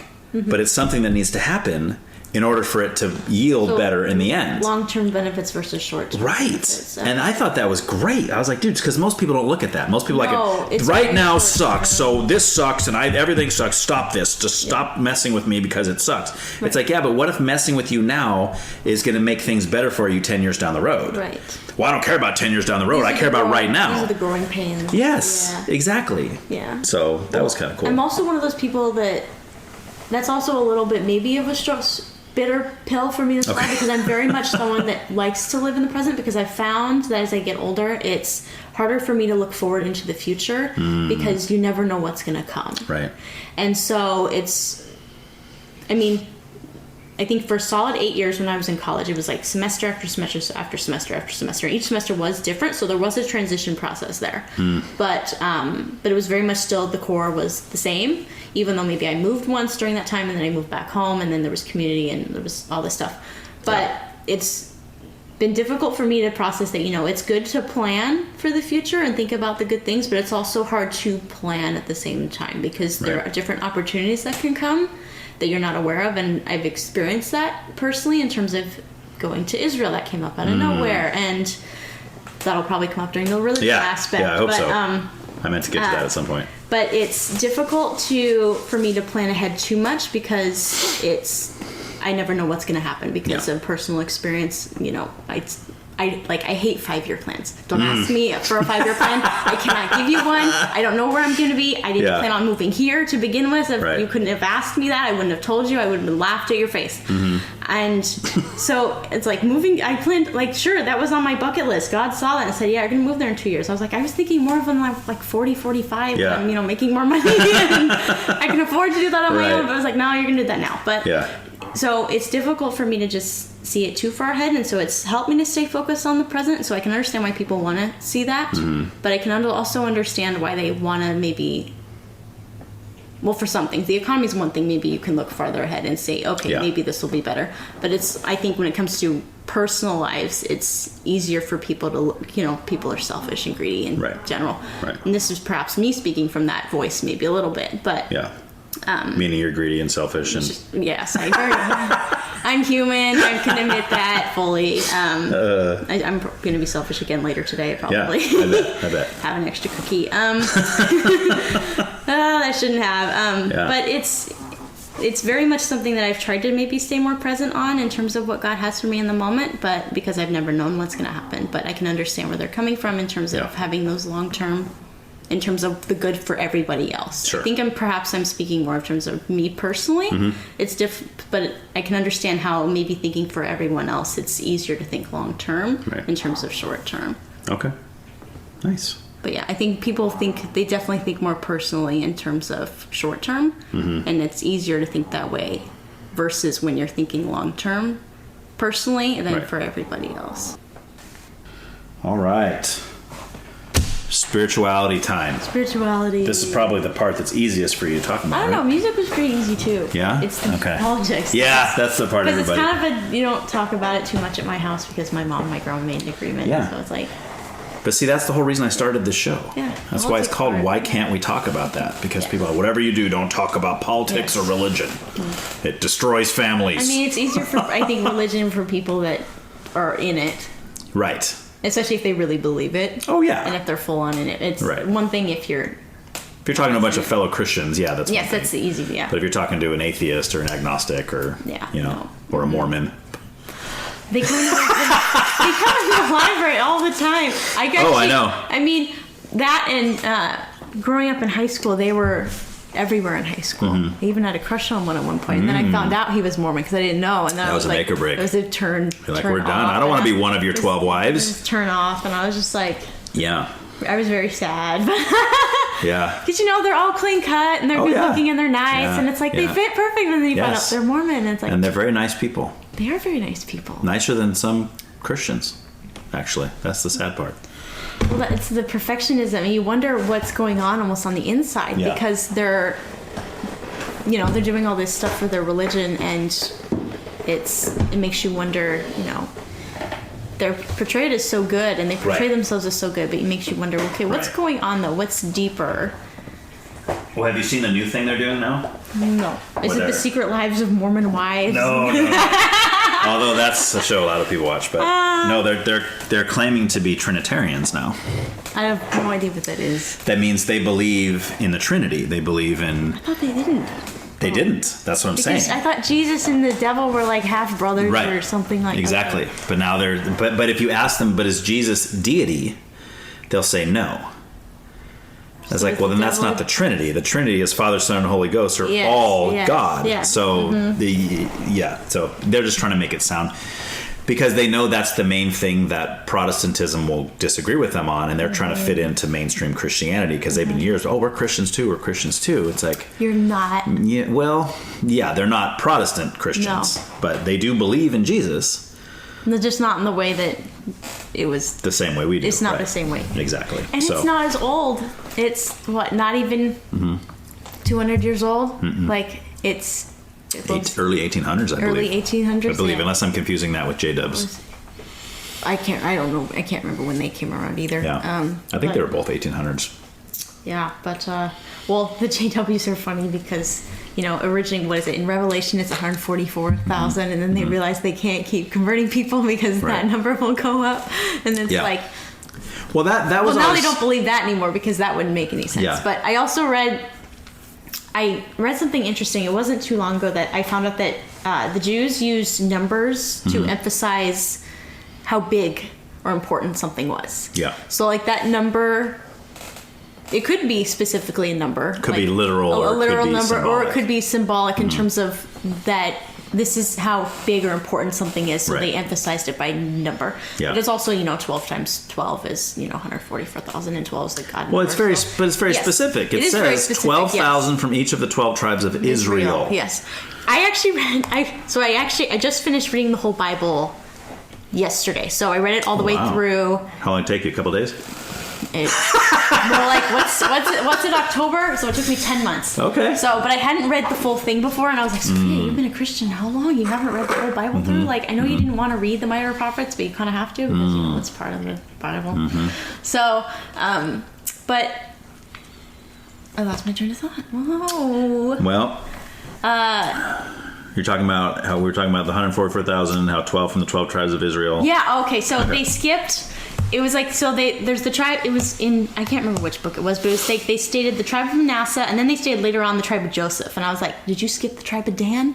Like, it was almost like, is there a biblical mistake in here? Like, because Manasseh is tribe of Joseph, right? So. Well, there was like a half tribe, like Joseph's two sons had to split it. Ephraim and Manasseh. Yeah. And so I was like, why would you say the tribe of Manasseh and then you say the tribe of Joseph? Yeah. And Dan wasn't in there at all. And I was like, yeah, that seems like an Dan must have error. ticked somebody off or something. I don't know what happened, but I was like, that's not right. Like, there's, I don't. But anyway, that bugged the heck out of me, because now I have to go through other translations, and I have to say it did the Holman Christian Standard Bible Study Bible that I have messed up on this, but yeah.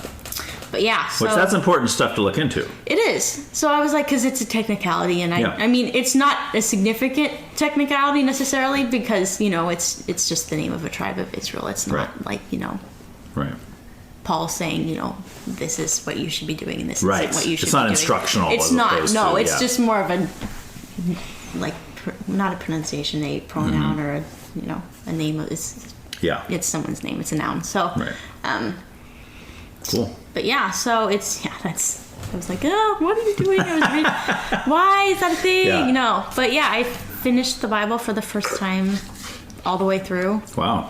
That's why you had another cookie.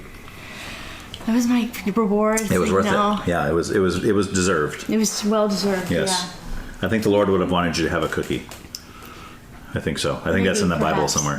Yeah. There's no. I wish there were cookies mentioned in the Bible. One of the cats. But he's all right. But anyway, so let's start back towards the beginning of so you grew up in the church. I did, yeah. Was there a point in that though that you feel like that your faith became your own, like you had your own experience with the Lord, or was it just kind of like I've always been a Christian as long as I can remember? I wouldn't say so. I was very fortunate that I grew up, and my mom was very firm about us going to church with her. It was almost to the point of me being like a teeny bit resentful, because I was like, I don't want to, it was the getting to church that annoyed me. And once I got to church, I was like, oh, this is a happy place. It was like, I don't know, it was like me being grumpy and having to get there. Yeah. But once I got there, it was all good. Okay. It was all happy and good. I had a great youth group experience growing up. So from the time 6th grade all the way through high school, I had the same mentor. I had a good group of friends. The solid group of friends I had was at youth group growing up. It wasn't actually at school. Well, that's what I was going to say, because you're talking about you being an introvert. So was that when you went to youth group, did more of those kids kind of come to you? Yeah, it was more. My more extrovert side came out there. Okay. And so the saying it takes a village really was true for me growing up, in terms of the mentors I had and the church community I had really helped raise me and my siblings in terms of influencing us and how we were raised, and being able to assist and help and ask questions of and because my mom was kind of doing it by herself, because my dad wasn't really interested in sharing any of that or being involved in that. So she had a huge amount of help in terms of the church that we were at, being a part of that. So, but in terms of my faith growing, I would say the mentors played a big role, but it wasn't until I would say,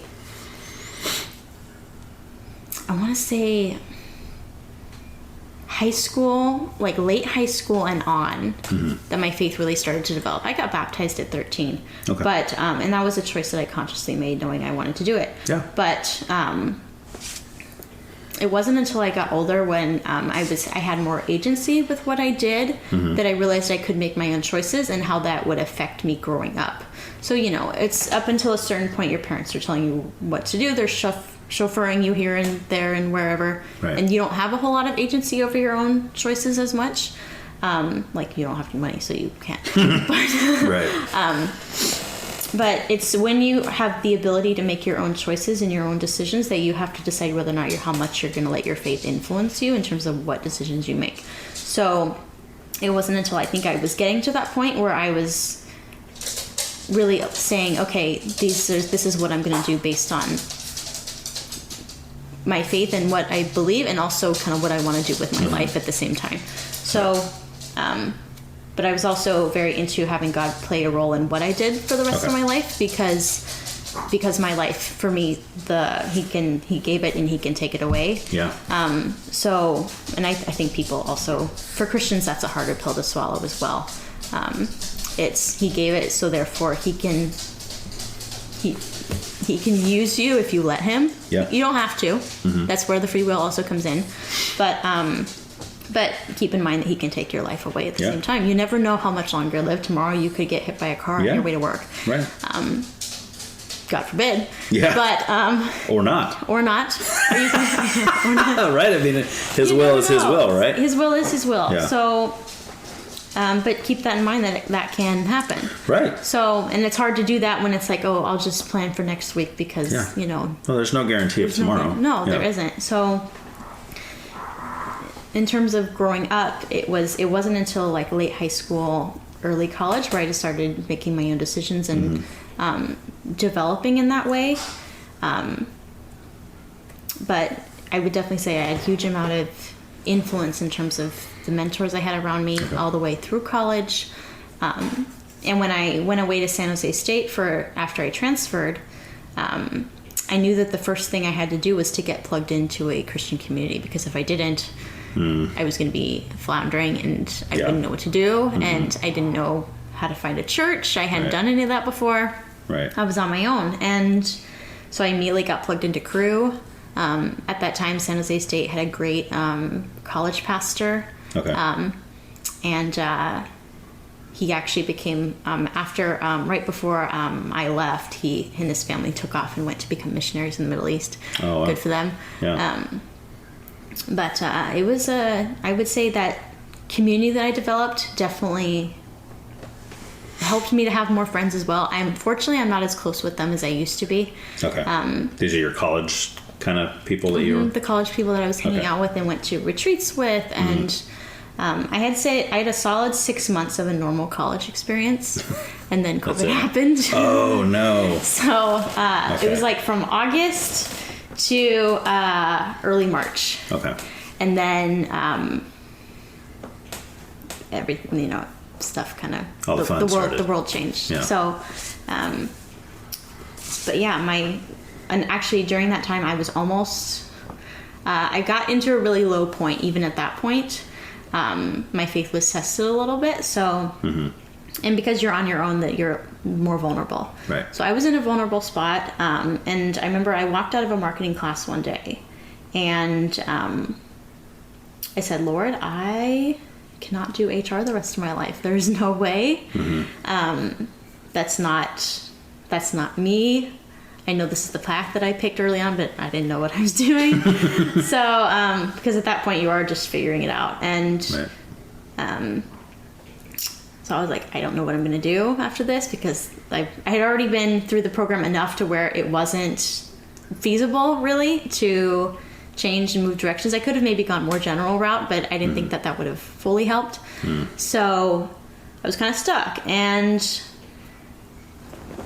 back it up a little bit, the original reason I had picked San Jose State was because of the Master's in Library and Information Science program. Okay. And you already knew you wanted to do that. Well, yes and no. Okay. So when I was at Community, I was shopping around for transfer schools, and San Jose State came up as a good one because it was in the Bay. It was also close to family, but it was farther enough away from home to where I could have my own life. But it was also close enough to where I could just go home for a weekend if I wanted to. Right. Didn't do that, I think, actually at all, except once. But then I kind of was like, I changed majors a couple of times, and so the original reason to go to San Jose was because of that MLIS program, but I changed majors, and I decided I didn't want to do that anymore. So it was a toss-up between, and I didn't get into Cal Poly. I tried, didn't work. How'd you feel about that? Did you feel are you kidding me, Cal Poly? Really? That was definitely a disappointing day. Yeah. I remember getting an email saying I didn't get in, and I was very disappointed. But it's like God was saying, yeah, no, you'll go there eventually. Right. Like, to the area anyway, just not right now. Okay. This is you living in Sacramento area trying to get into Cal Poly, which is 5 hours away. Yes. Okay. So, and it was close to my grandparents, so my grandmother would have been happy with that. But, but it was a toss-up between San Jose and Chico, and I didn't know which one I was going to pick. I liked both. But then one day I got an email from Chico saying, your application has been rescinded because you forgot this and this paperwork. It's you like, forgot all right. to put your name on the application. Something like that. I mean, who is this? We don't know who this is. Yeah. Well, they say Chico's the party school anyway, so you might have turned into a totally different person if you would have went there. It is the party school. And, yeah. That heroin addiction would have been even worse. It would have been horrible. That would have been awful. For all you know, it could have been marijuana. Could have been. You know. Could have been, yes, yes. Which is way worse than heroin. It is. It's legal now. Yes. Oh, no. Yeah. You know how many forms it comes in these days? It's, you know. I know. You can drink it. Yeah, yes. So I was like, all right, San Jose State it is. So, and then God opened a couple of doors actually for that in terms of getting roommates and a place to live. Okay. So I hardly had any work to do for that. So that was also a God thing. But walking out of the marketing class one day, I was in a very vulnerable spot, and I almost got pulled into a cult. So, wow. Yeah. So I remember I was sitting in the student union trying to study a little bit, and I got approached by someone. I still don't know to this day what it was called, but I know that there were a couple of them around campus now that I talked to some of the crew people about it. Was he wearing like a brown hood? Did he have like a scepter? And like no. You are the chosen one. No. Yeah. No. Like so, Gandalf up in there. I wish. You probably would have joined that. It would have been more cool. We could learn spells and like that. You learn Elvish for free. There you go. Yeah. I wish. But no, it was a young woman, and I guess I looked approachable enough to where she could do that. But yeah, we got to talking, and she believed the same way I did, quote unquote. But she eventually, we got to talking a little bit, and at the end of it, she asked to pray for me, and she did. I allowed that. But talking, and then she was like, I actually want you to meet one of my mentors. And I was like, okay. So, and I ended up meeting with her, and it was both of them at the same time, and immediately I should have been like, that's not good. But immediately we got to talking, and I kind of was feeling a little bit of a gut feeling of like, this is not good. Yeah. You need to get out of this. Was the mentor a male or a female? It was a woman. So they're both women? Yeah, it was two women against one. So it's like a coven. Well, just a little bit. Yeah. Okay. So I immediately, when she started asking me about my faith, that there was a gut feeling in me, like it was the Holy Spirit saying, this isn't right. Right. Something's wrong about this. And we started talking a little bit more through text messages, but I was still at the little bit of a low spot. And so I called one of my mentors from back home. She said, I could call me at any time if you need it. And so I did, and I told her everything that was going on. And this was a couple weeks in, and she was like, Sophia, I think that's a cult. And I was just like, what? And she was like, the way that you're describing it to me, and the way that you feel that your gut is talking to you, that's not what Jesus has meant everything to be. This is not... This actually sounds like something that's more controlling than anything else. But like when you were talking to this mentor that you called on the phone, were you telling her like, hey, I'm thinking about joining this? And then she was like, no, don't, because it's... Like, were you that close to like... No, it wasn't at that point. It hadn't been long enough. It was more of...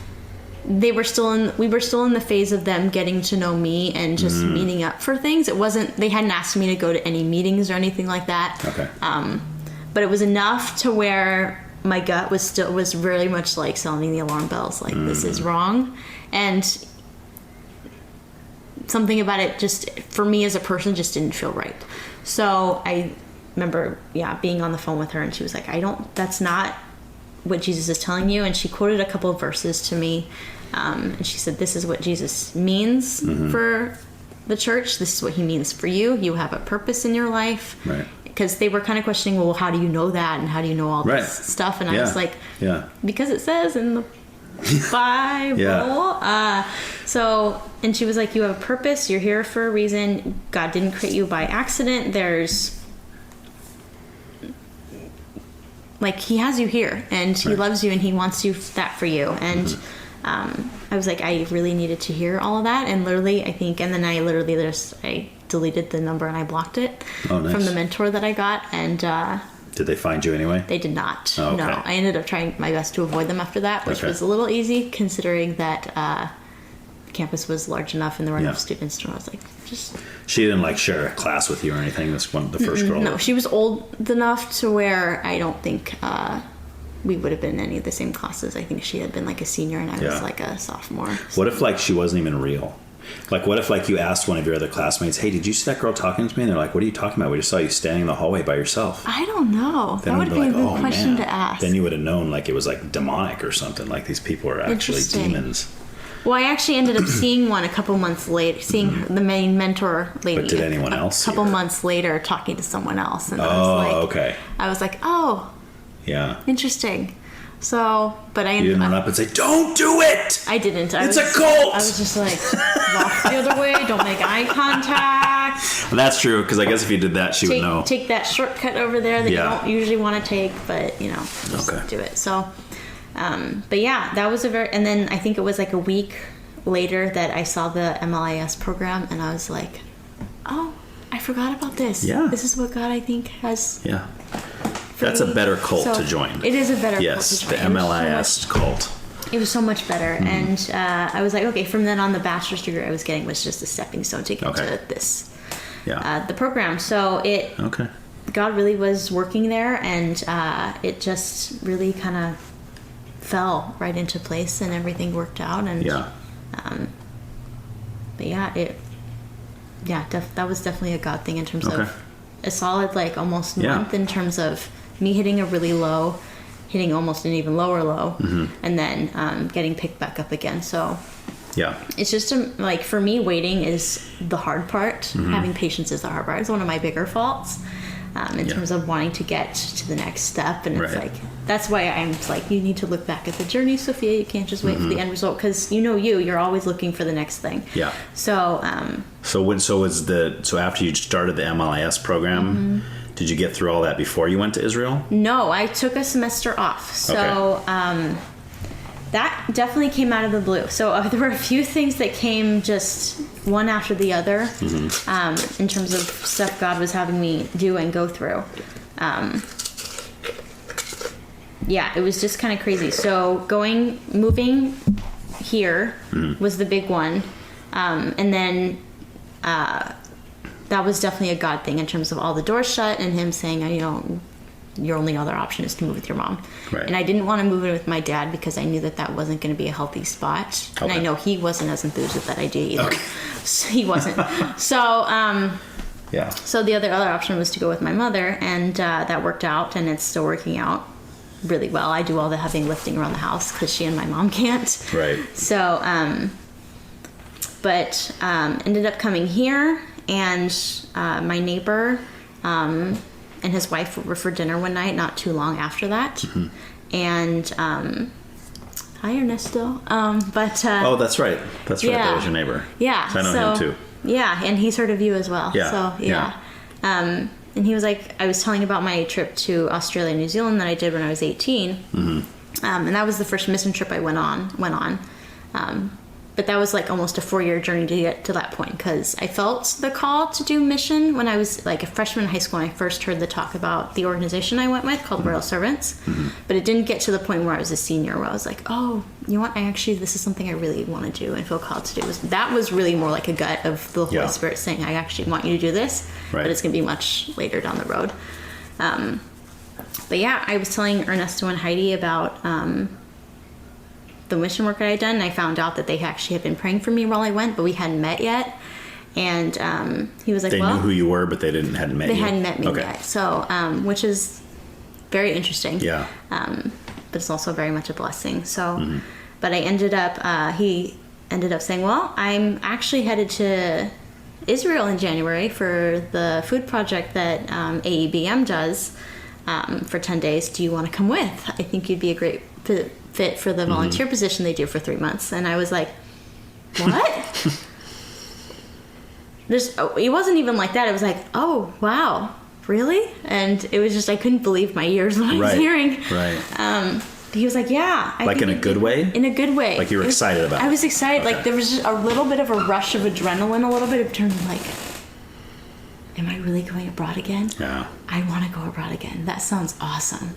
Because you had gone to Australia before this? Okay. Yeah. So it had been, what was that? That was back in 2022 when that conversation happened. So it had been 6 years since I had been abroad. And I actually went back to the training camp for Royal Servants and did that 3 years after the original mission trip. But for Israel, I thought, when he was saying it, I was just like, really? I can go abroad? And he's like, yeah, I think you'd be a great fit. And I thought, okay, and he's like, don't worry, just think about it for a little bit. And I called a few people over the next few weeks to get their opinions and their advice. And I called actually the mentor that I had called back in college, because she had led missions to Israel actually several times. And I said, Stephanie, I want to know what you think of this. Israel's on my bucket list. What do you think? And she was like, I think you'd be great. I think this would be a great opportunity, especially while you can. Your program's online. You can take a semester off. If you have the time and the effort and the energy and the money, go. And that was kind of the confirmation I needed, especially from her. Because you had all those things already? I had for those things already, yeah. Right. I had the ability, I had the time. I was in a little bit of a transition period. And actually, before that dinner, I had a couple of restless kind of couple weeks. So I had been praying and I had said, Lord, I'm in a transitional period right now. I feel very restless. Send me where you want me to go. I am open. I am willing. Send me, if that's, of course, what you want. Sure. So I prayed that prayer for a solid 2 weeks, and then that dinner with Ernesto and Heidi happened. How funny. And so, it was a short amount of time, but also, for all I knew, that could have been a lot longer. Right. But the trip ended up working out. I raised money for that. I worked for a couple of months to raise more money for that, and that also helped me with using my time wisely. But I ended up going for that Israel trip, and I remember the first few days were very hard. The 15 and a half hour, I should say, flight, direct flight, is not for the weak. It was a direct flight? It was a direct from San Francisco to Tel Aviv. Oh my gosh. It was a direct. Dang. Yeah, there was no stopping. You just go. Yeah. And are you able to sleep okay on a plane or not? I slept on and off. It was actually easier. So, Israel, you're flying this way. When I was flying to Australia, it was this way. So it was actually easier. I actually slept from LA to Auckland, New Zealand. I slept better. I slept through the whole night. I don't understand why either. I was going to ask you why the direction you're going makes it easier to sleep. So depending on the international date line, so you're either going ahead hours or you're going back. Right. You're either going into the future or into the past. Right. Okay. So in terms of when you wake up, the time can be good or it can be not so good. So in terms of Australia, when we took that flight, we left, I think at like 10 p.m. And then when we woke up in Australia, it was like 6, or Auckland, New Zealand, it was like 6 a.m. Okay. So it didn't feel like...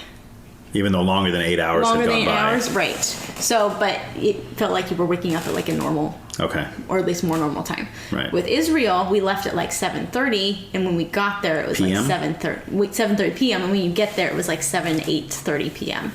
So when you sleep. Oh my gosh. And so we got to Haifa where we were staying, and that's another, I think, hour and a half ish from Jerusalem when you land in, or Tel Aviv when you land in. It's we get there and we had stopped on the way. So by the time we get there, it was like 9:30.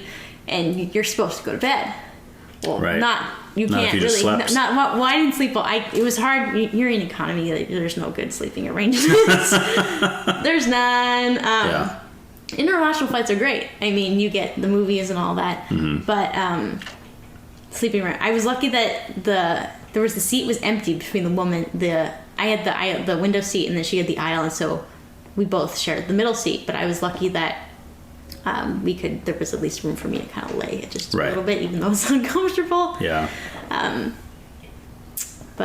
So it was a very restless night, and then when you get there, I had vertigo for a solid 2 weeks. Ooh. It wasn't bad vertigo, but it was enough to where it was uncomfortable and I could feel it being there, which was as long as the food project would have been if I had just stayed the 2 weeks. But you stayed longer. I stayed longer. I actually stayed longer than 3 months. I stayed 5 months. Wow.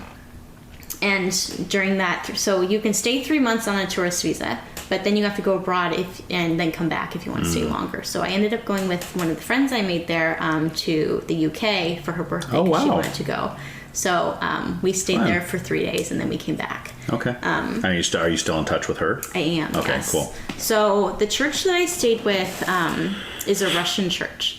So it's actually a combination of Russian and Ukrainians, but the church itself is in Russian. So whenever I heard sermons down there, they had a translator for me. So the wife of the main pastor, her name's Karina, and his name is Maxime. She's from Moldova, but when she was very young, she and her parents moved to Oregon, and she was brought up there, and then now they live in Sacramento. But Maxime and Karina now live in Haifa and with their three kids. Okay. And so she translated for me all of the sermons that were originally in Russian. And so the services were very kind of solemn for the most part. There were, I think, we didn't sing a whole lot of modern Christian worship songs. It was almost all hymns. Hymns, yeah. Or hers. Hymns or hers. Hymns or hers. Depending on, who's listening. Depending on who's listening. I didn't grow up with hardly any hymns. I think I knew How Great Thou Art, and that was about it. Although my grandmother, she sings the hymns all the time, and she loves those. But my main purpose of being there as a volunteer was to serve the hostel that is also part of the church. Okay. So the hostel itself was originally an orphanage. So what is a hostel now? So a hostel it's a place. It's not quite like a hotel. You have a mattress and some sheets, and then you have a blanket and a pillow, and then the kitchen downstairs, you have to buy your own food. Okay. And then you make it yourself. Okay. But it's relatively cheaper than a hotel. Hotel has all your food, your meals planned for you if you choose to do that. But for a hostel, you have to buy your own food and you have to make it there yourself if you want home cooked meals. Right. So, and you also bring you have your own toiletries, and you have, some of the rooms have their own showers and bathrooms. Other ones have a little more of a communal one. And I was lucky in terms of that I usually had my own room for the most part, but I was actually moving around constantly because of the different amount of guests that were coming through and different groups. But the hostel itself was originally an orphanage. So Leonard Rosenberg was originally I don't believe he was a Jew, but he was originally from Germany, Poland, I should say. And then he and his wife had an orphanage there. But during World War II, all of the orphans that were considered Jewish or were Jewish were taken by the Nazis. Even out of the orphanages, huh? Yeah. Dang it. And the whole thing was basically destroyed and demolished. And so he and his wife moved to Israel, and they started a brand new orphanage there, because at the time all the Jews were being relocated. And it was easier to buy land there. A lot of the land actually in Israel is government or city owned. It's not a lot of it is private business. We're lucky. The hostel and church is lucky in that they own the property. ABM owns that property, and it's worth a lot of money. I bet. So, and the government always wants to buy it, but it's like, no, we're not selling it because this has a specific purpose. And but they turned this new piece of land, and they turned it into an orphanage.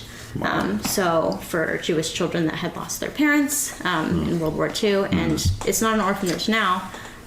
Regulations and all that prevent that from being what it was, but it's still very much a wonderful place to be in. But for the 5 months that I was there, I was pretty much the hotel staff or hostel maid, if you will. I was doing laundry. I was doing dishes. I was, of course, they actually do their own dishes when they're there, but if I had any or if they're leftovers, I did it. Yeah. So I did laundry. I brought clean linens in. I vacuumed and mopped floors. I disinfected showers and bathrooms. If they had any questions, I could help answer those. If there was any checking in or out of guests, I occasionally did that, not very often. Okay. And this was just like normal people just came and stayed out there, like a hotel, tourists, travelers? Yeah, stuff? any tourists. We had a lot of European tourists. We actually had, for 3 months, we had a group of Norwegian nursing students that stayed there. Okay. So the whole hostel itself was filled up, so I stayed in another building that was on the property. They relocated you? I got relocated a lot, actually. I moved rooms quite a bit. Which is probably kind of fun, right? It was kind of fun, but I would say for the most part it was a little bit more anxiety inducing for me, because I got used to having my own space. That's true. In one specific room. Mm-hmm. And then when they told me I had to move, I had to, I'm not going to say no. Yeah. But you got to bring all your stuff out again. You had to repack, and you had to remove your stuff, and sometimes it wasn't always. It was temporary. It was for like a couple of weeks, or or a few days while someone was using that space. But I think I stayed in almost every single room in the hostel, because I was moved around so much. But then I stayed in, for the last, I think, month, I stayed in one specific room in the other building. I didn't even stay in the hostel itself. And actually, the building I was staying in didn't have great Wi-Fi at all. So I had to use data all the time. Oh, wow. So imagine not having Wi-Fi. So you went through that pretty fast. I did. But it was interesting in that the time I was spent in Israel was kind of the last normal, few months that Israel had before October 7th. Oh, boy. So the Israel... You were there up until that? Oh, well, no, I stayed there until early June. Okay. October was, a few months later. Right. But same year. You were there the same year that happened? So the time that I spent there was the time before everything changed. Because there hadn't been too many... issues. I never had to go to the bomb shelter at all. Okay. I never had to go experience a siren or anything like that. Mm-hmm. Everything has still been very peaceful up until that point. I can think back now, though, and think that maybe Hamas was in the midst of planning and stuff like that. Well, I'm sure. Sure. And so I think about that. I'm like, yeah. But I know that there are people when I got home that were like, "Are you still over there? Are you okay?" And I was like, "I'm fine." They made me come home. Yeah. Yeah. I want to stay longer, but I know that God said no. God was saying you need to come home now because this is going to be happening, and I don't want you there. Sure. But I had a very unique experience in terms of experiencing different cultures there, and also a unique tourist experience there, because I got to go a lot of different places that most people, tourists, didn't get to go to. I got to go to a lot of hiking spots that, most tourists, they go through the holy city and they do all the sites. They do, they go to En-Gedi, which is down by the Dead Sea. They go to the Dead Sea. They go to Tel Aviv and check out Old Jaffa. They check out, they go to Haifa. They go to the Sea of Galilee. They go to Capernaum. They go to... We probably get a lot of Christian groups that come through, looking at the holy sites too, right? Yes. You wouldn't believe the amount of buses that are for tourists everywhere. Yeah, and I bet. They're everywhere. They're just you can't go anywhere without seeing a tourist bus. Right. But going through the holy city, the first time I went through Jerusalem was a little bit in awe, and I was a little bit numb, because it was difficult for me to kind of process the fact that I was here. Yeah. And everything. And once I had been there for a few months, and I went back at the very end of the trip because I wanted to go to Jerusalem one last time. But I was better able to appreciate it more, and was better able to understand that this is what it is. And I think you have to be there for a little bit of time, or at least I did, because it's, you see these sites and you just can't believe it. But then it's another thing to appreciate it for what it is. Right. Well, I know a lot of people that I know that have been there, Christians that I know that have been there, have said that they never read the Bible the same ever again. Because once you see these places... You've been there! You know, you read about it. Oh, this is the Pool of Siloam or whatever. And it's like, I've seen that. I know what that looks like now. You know, I mean, we all kind of make pictures in our head when we read stuff. But to actually see the real thing. And right, when we make pictures in our head, what it really looks like is like never really what you picture. It's not, no. I think that was maybe another difficult part for me, was understanding that this is what I was reading about. Because maybe I did have a different picture in my head, but it had been so long that I hadn't fully thought that far. But anywhere where someone was born, died, or did something significant, there's a church.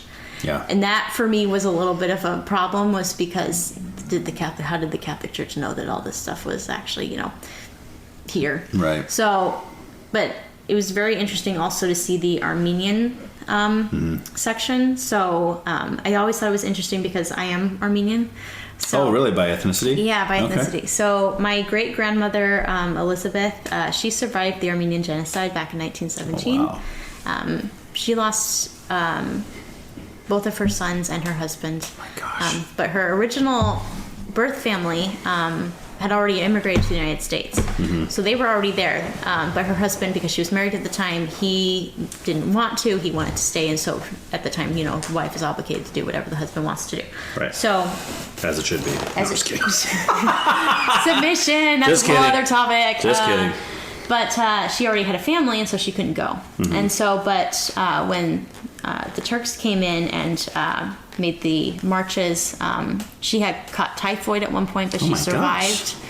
But her family was hearing all these newspapers and was seeing all this happen, and they're wondering what's happening with her. But they found out she had survived through a newspaper. And so she eventually came. They thought she was dead. They thought she was gone. They didn't know what had happened to her. For all they knew, she was gone. She was dead. Right. But she survived. She ended up coming to the United States, and she lived with her family. She didn't go out of the house for a solid, I think, couple years because of how traumatized she had been by everything she had been to. She didn't. I bet. She didn't do anything. She didn't leave the house. No church. Nothing.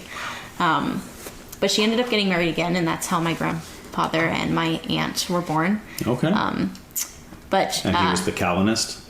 He's the Calvinist. So the Arminians... The Armenians, gave birth to a Calvinist. Calvinist, yeah. Interesting. Yeah. So, I know that's not the same thing. It's not. Arminianism versus Armenian. I got it.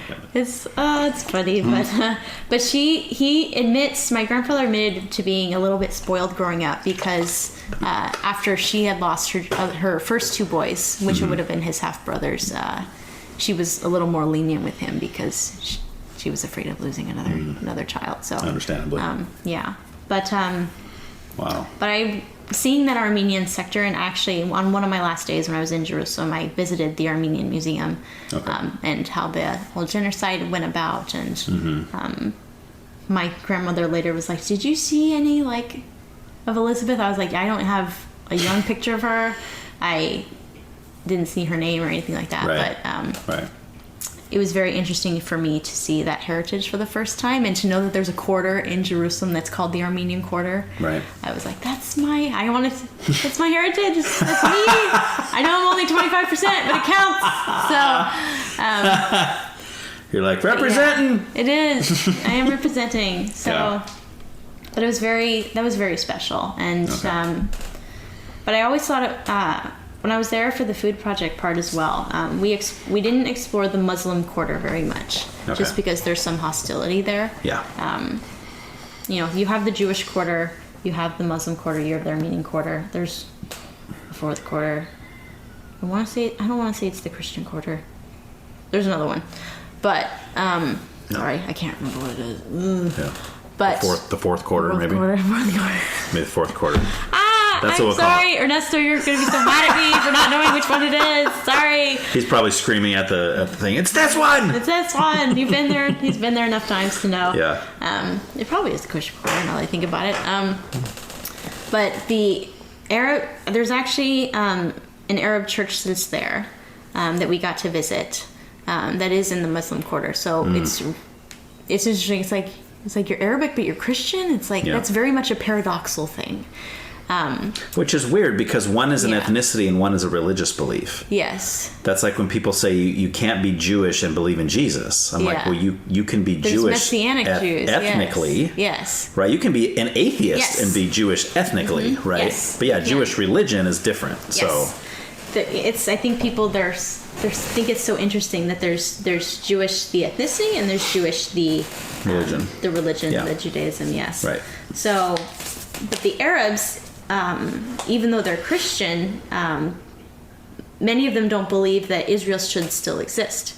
So it's also paradoxical in that way, where they think they're Christian and they believe all this stuff about Jesus, but they don't believe that Israel, the country, has the right to exist. Right. You can also blame Britain for a lot of this stuff. The conflict between Israel and Palestine is very complicated, and I can't go into it because, one, I don't have all the knowledge in my head. Two, that's a whole other thing. Two, we don't have another 3 hours to talk about it. We do not. So, but it's interesting how there's still some hostility there, even though the Arabs that have that Christian church, they believe in Jesus. They believe everything about it.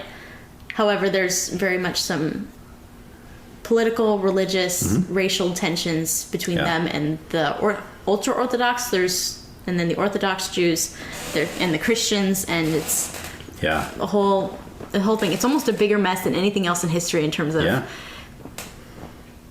how messy it is, or how far back it goes. It doesn't even go back as far as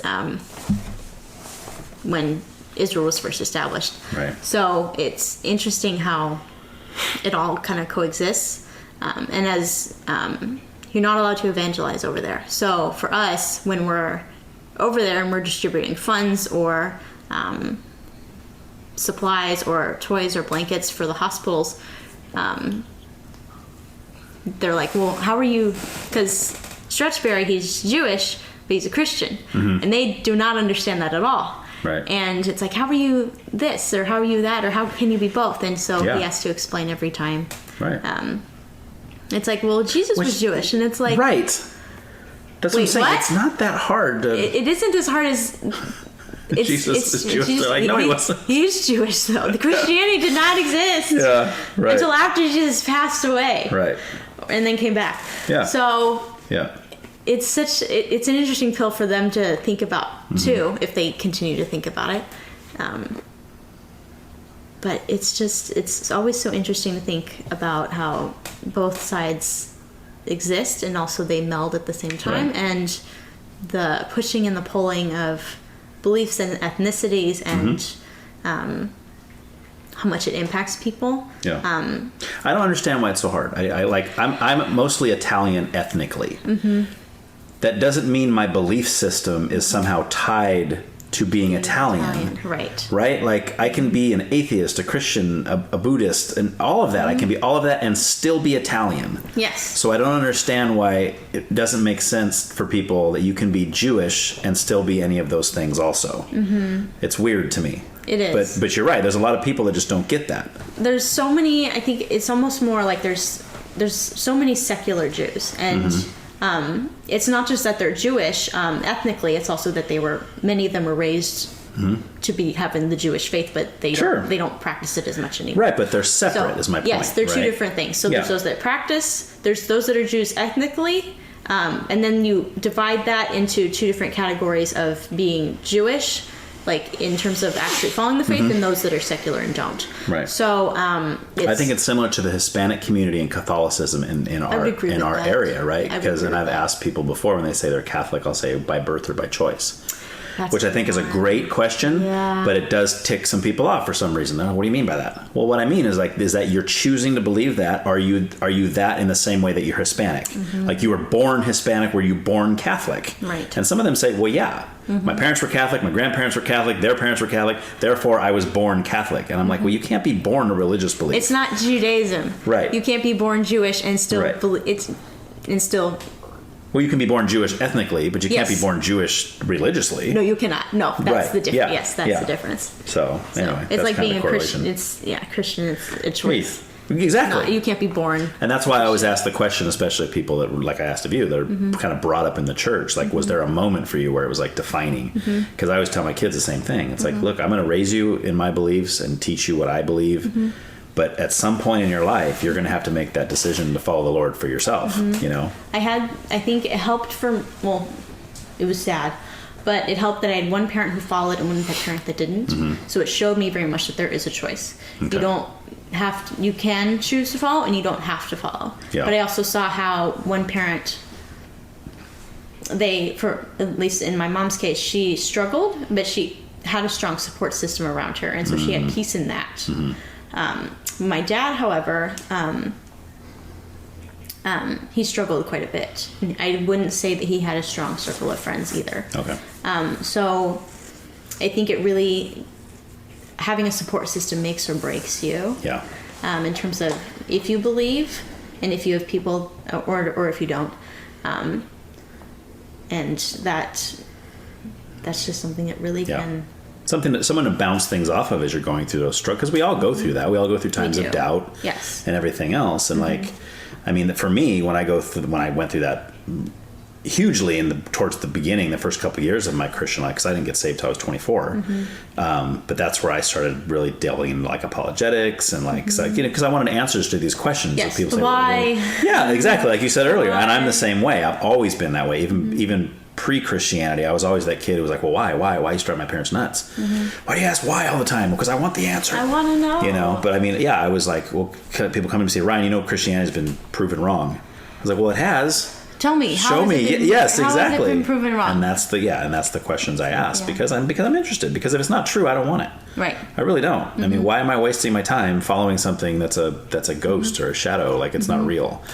Having that apologetics Bible that I was given when I was 18 really helped cement the physical part because I hadn't been exposed to too much that was like, this is why the Bible, the physical evidence. And usually that's what helps convince people. It won't always convince people because it's like, well, some of the stuff in the Bible sounds really fake because of, you know, it sounds fantastical and all of that. Miracles. Yeah, sure, a guy was in a fish for 3 days. Yeah, right. Well, actually, I think that happened to a few years ago where a guy was in a way. It did.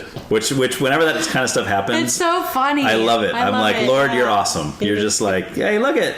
It does happen. It does happen. It's real.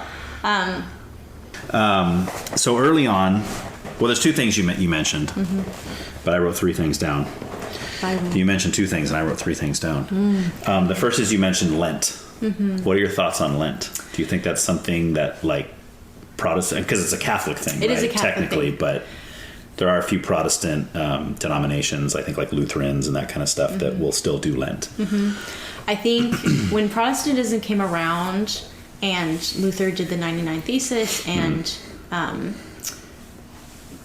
the Catholic Church very much had things that were not good that were going on, and there did need to be a little bit of, or a lot, or an upheaval, because it needed to be something. The Catholic Church was so big and so influential in so many different aspects. Like, it was in everything.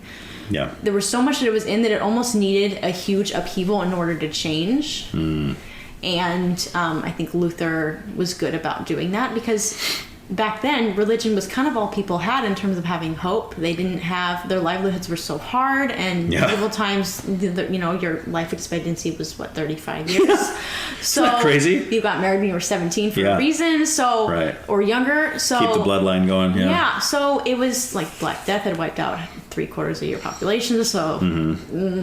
So there almost needed to be an upheaval of a massive amount of proportion in order for things to change. And I think that was for good, and I also think that there were things that Protestantism took out that maybe weren't, like, there were some things at the Catholic Church that were good, and I think Lent was one of those things. Because Lent is a reminder that we are not of this world. We are sons and daughters of the Lord, and our forever home is in heaven. We are on here for such a short amount of time that it is very difficult to comprehend how short it is, because for us it seems to last forever. It does not. So I think Lent is one of those things that is very good about letting us know what we can do without and what really is actually important to us. In terms of having faith and bringing us back to the stillness of what Jesus is and what the early church was meant to be. Because when the early church was really getting started, they sold everything. And it's very difficult for us to think of selling, you know, our whole livelihood and everything in this room. And just giving away and still being able to break bread and give thanks and going about your life, and makes you wonder, how did you actually go about your life, in terms of that. Yeah. It's almost like as if you just had nothing but the Lord, that would be sufficient. Yes. So almost, isn't it? That's just, It's crazy talk. It's insane talk. It's insane talk. But then again, Jesus did a lot of insane things. He did. Yeah. So I think that Lent was one of those things, and I was raised actually with Lent in mind. So even though the church I went to growing up was Baptist in nature, they still did Lent. Interesting. So although I can't recall if they started doing Lent a little bit after we started going or before. Maybe you guys brought it to them. Maybe you're like, hey, we need to be doing this. Maybe your parents were like, hey, let's Lent it up in here. My mom and dad fasted when they were first married, together. So wow. Yeah. You sure they weren't just broke? I don't know. Couldn't afford food. Who couldn't afford food for 2 days? I guess we'll call it a religious fast. That's a good question. Yeah. So I see a lot of good things with Lent, for sure. But I have a few issues, just when talking with people that are doing it and stuff. My first issue is that I feel like we're telling God what we're going to give up.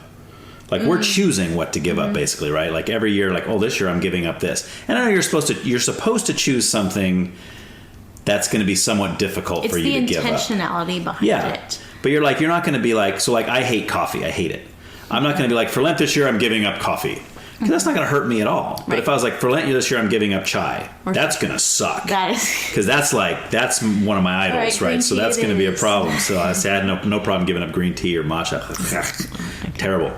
But you're supposed to pick something that is going to be difficult, right? Yes. And I would say not only difficult, but good for you. Yes. I'm addicted to, Hostess cupcakes. So for Lent, I'm giving up Hostess cupcakes. Okay, so it's going to be hard for you to give them up, and it's going to be good for your health to not eat them for a while, right?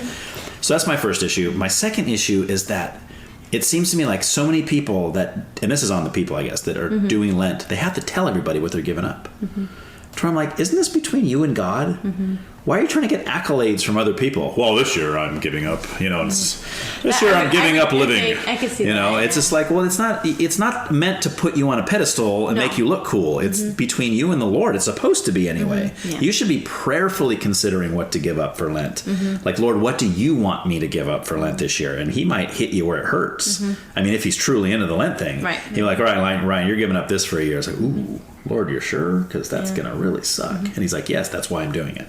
It's supposed to suck, Ryan. It's not just that. It's not just taking away stuff anymore. It's people are adding stuff in instead also. They're not just... What do you mean? They're I will do an hour of Bible study reflection in the mornings. Oh, so it's not just pledging to do a good thing. It's pledging to do a good thing. I do agree with the fact of, now that I think about it, in terms of telling people, oh, I'm giving up this. Yes. Or I'm giving up that. Oh, woe is me. Oh, I can't eat sugar. I'm giving up sugar for Lent. Don't tempt me with those donuts. I can't have them. I think for that, though, it's not... I think people that...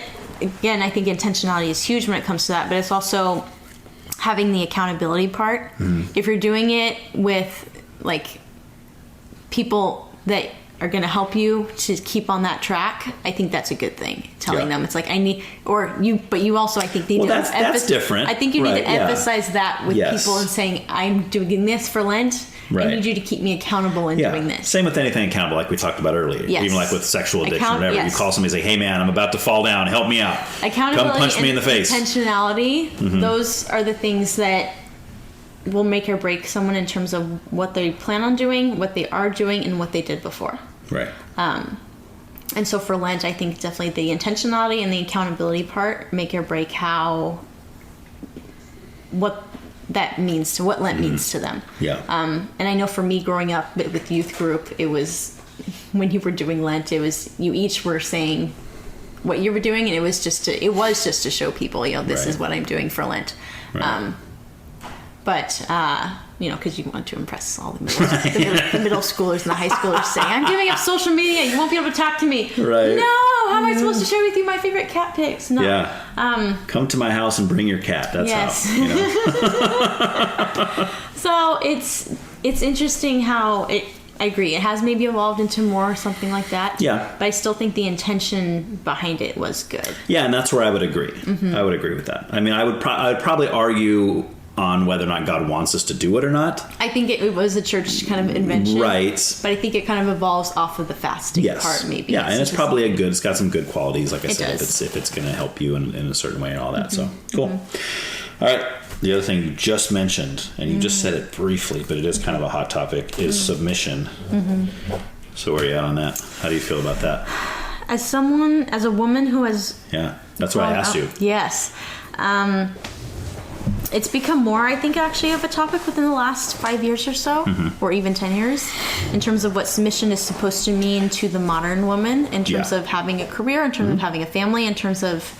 And I see it more and more, and that's why I also deleted social media for, like, other reasons, is because I keep seeing women that were just... They were choosing not to date because it was too hard for them to put themselves out there. And I can understand where it comes from in terms of there are more women in the church than there are men. Right. And it's just hard to find people. And I was just like, there was so much negativity and wanting to just give up. And I was like, I can't not have that mental mindset. That's not positive. That's not how God would want to think. He's about hope has a name and his name is Jesus. Right. So thank you, Soul City Church, for giving me that quote. Yeah, there you go. But why am I pointing to God? I don't know. Not come from him, but Yeah. anyway. But it's not video, so nobody can see you No, pointing that's anyway. true. So. Yes. So I think back to the Proverbs 31 woman in terms of she's submissive in that the husband makes the main decisions, but there's a point in there where she also does make her voice heard. She isn't silent. She doesn't just listen to him and go along with what he says. Yeah. He does let her have a role, and he lets her have a say. Right. And he takes that into account. Right. He doesn't just let her have a say and then ignores it. But see, you realize there's a whole section of the population that would have a big issue with even what you just said. He lets her have a say. They'd be like, whoa, whoa, whoa, whoa. Yeah. You don't let me I have a say when I want to have a say. You don't get to tell me when I get to have a say. That's the individualism Right. of society that has grown. Because each of us wants to have our own opinion. Each of us wants to be our own individual. And I fall into this guilt thing for sure in terms of being too independent and not asking for help enough. Yeah. And that comes from also being a young kid and not being afraid of answering the questions and raising my hand. Sure. But it becomes a hyper individualism where you don't want to rely on people too much because you've seen too much hurt come from asking for help. Right. Or you've seen too much hurt from reaching out and just wanting to get to know people or being friends. And I think it's evolved to where it's difficult not to get into that because in a way society has become more... It's difficult to just rely on men. Right. And that comes from which is also something personal broken. Experience. Yes, it's very right. the So that goes society's back just to a broken yes. thing. That's right. We have to make amends now. Yes. Based on something that's wrong in the past, and that doesn't mean the thing we're doing is right. Right. It just means something's got to be done because this, it's like the whole deadbeat dad thing. Yes. It's like, well, I have to be a single mom because this guy is on drugs and he's cheating on me with everybody. It's Well, why'd you pick that guy? Well, did you have support and community around you Yeah. to tell you about the red flags that were good people? Sure. But then again, you have to remember that people are people, and they're not perfect. Right. They're not necessarily maybe always going to tell you the right thing. Right. They're going to tell you. They're not, and sometimes they might tell you what you want to hear, but they're not always going to tell you what they want to hear. They're going to tell you also their opinion, Yes. which may not also be a good thing. Right. Right. So in terms of submission, it's very much a balancing act. There are some times where more submission is good than others. For me, I think it would be easier to submit, especially if it was a good guy anyway, because I know that the decision doesn't fall on me; it falls on him. Right. I'm so glad you said that because when I talk about these people, I'm like, yeah, I don't want it either, but it's mine, right? And but that's part of the whole structure of it. I'm putting my faith and my trust in you. Yeah, and then if he blows it, that's on his shoulders, not yours, right? And that's a big responsibility. Yeah, it's like you can't get mad at me because I didn't say, or if you allowed me to have my opinion, you ignored it. Well, then you can't. Right. So that's also deflection. That's not a good thing. Right. Exactly. Yeah. So it's in terms of submission's a complicated one. I would be more willing if of course, it comes back to me being very picky about who I go out with. Right. So, which is smart. Which is, yeah. That means someday when you get married, it's going to be spot on. When man. or if? No. When? Did I say if or when? You said when.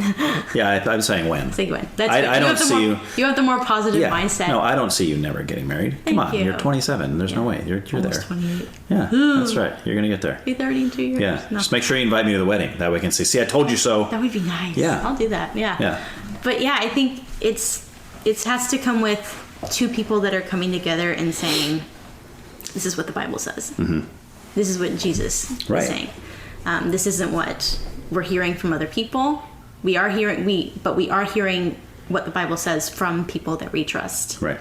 And when you go through marriage counseling and when you go through support groups or when you do Bible study or when you hear from sermons, it's like what you get in is what you're going to put out. Right. So I want to hear what the Bible is saying from someone versus what I'm hearing from someone who is just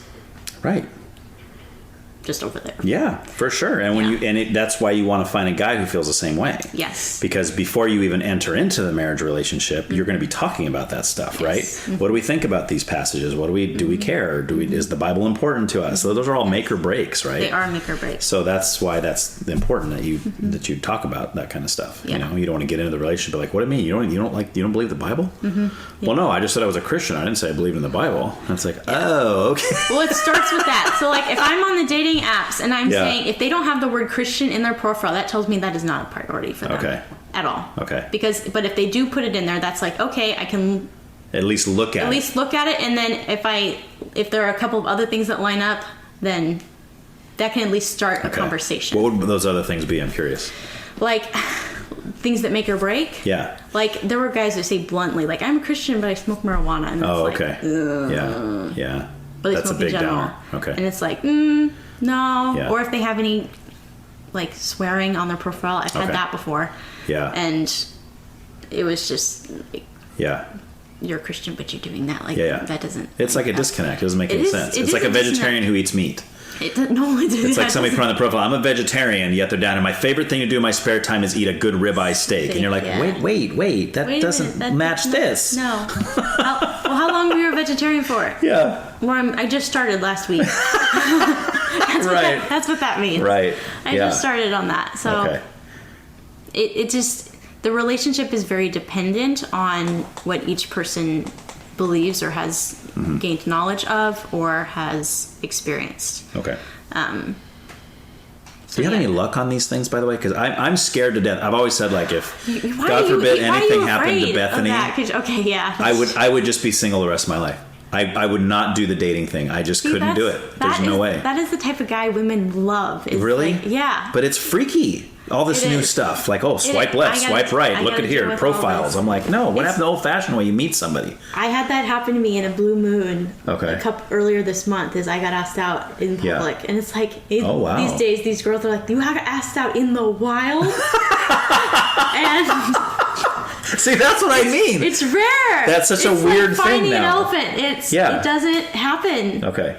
Did you say no? No, I went out with the guy once. Just once, so it wasn't a match. It wasn't a match, no. But I admire him for I said, I really admire that you actually did that. That is rare, and I appreciate that. And he was like, then I'll keep doing it. But you're like, dude, this whole crack smoking thing, that's the make or break. I can't deal with the crack smoking. No, but that's so rare that you kind of have to go on the apps in order to find people. That's what I mean. Yeah. So it's scary.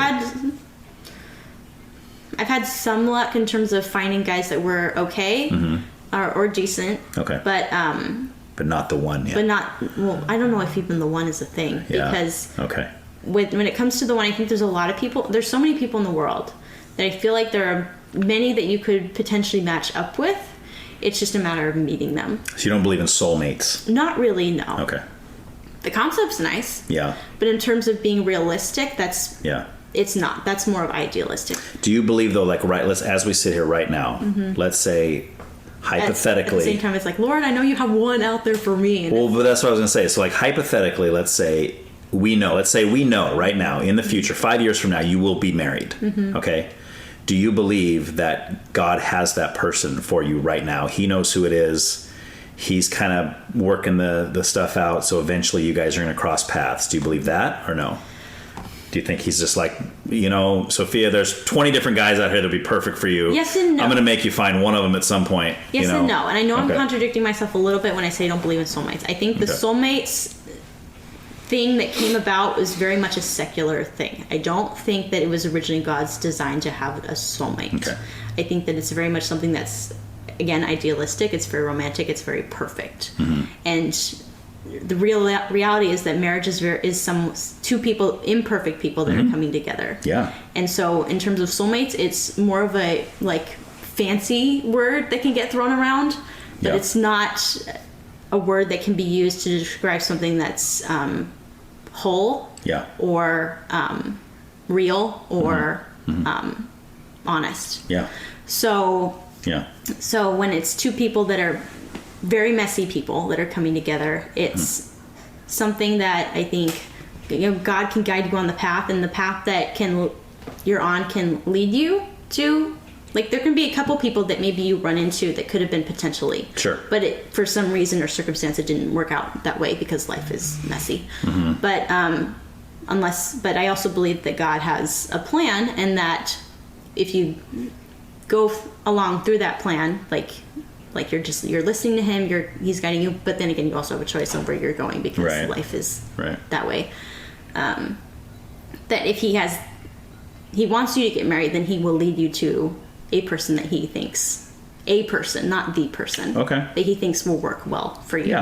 Yeah. So it's a matter of us choosing, and it's also a matter of him leading us. So it's a person. It's not the person. Okay. It's a person that will fit well with you. It's not necessarily the person that God specifically designed. Okay. So for you, you have certain things that are make or break. Yes, Christian's number one. Christian's number one, and then there's other stuff. I wouldn't say the term Christian. I don't like that term very much. A follower of Christ. Follower of Christ. Okay. Yeah, because the word follower implies that you actually you believe and you also have your life. Yeah. Right. So you're on these sites where you find somebody, let's say, that fits those in deed or whatever in the profile. Profile is what I'm trying to deed. And you go out on a date and there's chemistry. It's so are you going to continue to date that person until one of those red flags comes up, or he breaks it off? Let's say he doesn't break it off and you're just going to continue dating until eventually he pops the question, there's no red flags, and then that's how you think you're going to find the guy. So or a guy, not the guy. I know I'm trying not to use the right terminology here. So there are a couple of intentions that go along. So first date is a first date. You're getting to know each other as people first, and it's potential friends first. Sure. Because I think being a friend is very much something I value in terms of that being the foundation, because you want to just like each other as people. You don't want to just say, oh, they're a Christian and they fit. You could hate them for all you know. Yeah. Or not hate them, that's a strong term. Yeah, you want to love everybody. But you could just dislike them because they just don't fit. So I think after, it would be a first date if you generally just like them, as a person, and you share stuff that you care about, then that leads, a first date is a kind of a given. And then the second date, I think for me, I want to give a second date just because I want to see if this is going to go any further and get just a little bit deeper. And then if it goes well as well, then a third date. And then after the third date, you discuss whether or not you want to go into something that's more permanent. And usually that would be, you discuss that after like a couple of months. Okay. So, but there's nothing physical during that time. So you want to be able to see if you meld just as people first, but you also want to discuss because your faith goes along with it you as a person. So that also, again, it gets melded in with the conversation. But I would say third date is definitely where you kind of discuss more of where you're at in terms of your belief system and where you're at in life. Right. And if this is something that you want to go on further. Yeah. Is third date where you would have the discussion of if ultimately you want children or not? I would say that would be a good one to have on. First date, I think that's way too early for that. Second date, I mean, it depends on, I think, where the conversation goes in terms of that.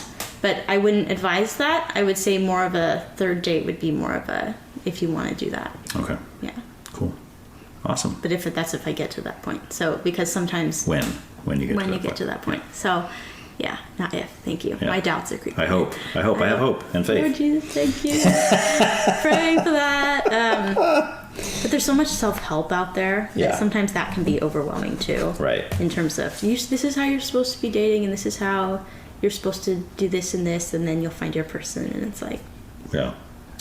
I've done all that, and now I'm just waiting here, and so, Lord. There you go. What else? At the end of it, you have to keep in mind that what Jesus has in mind for you is the purpose he has set for you before you were born. Right.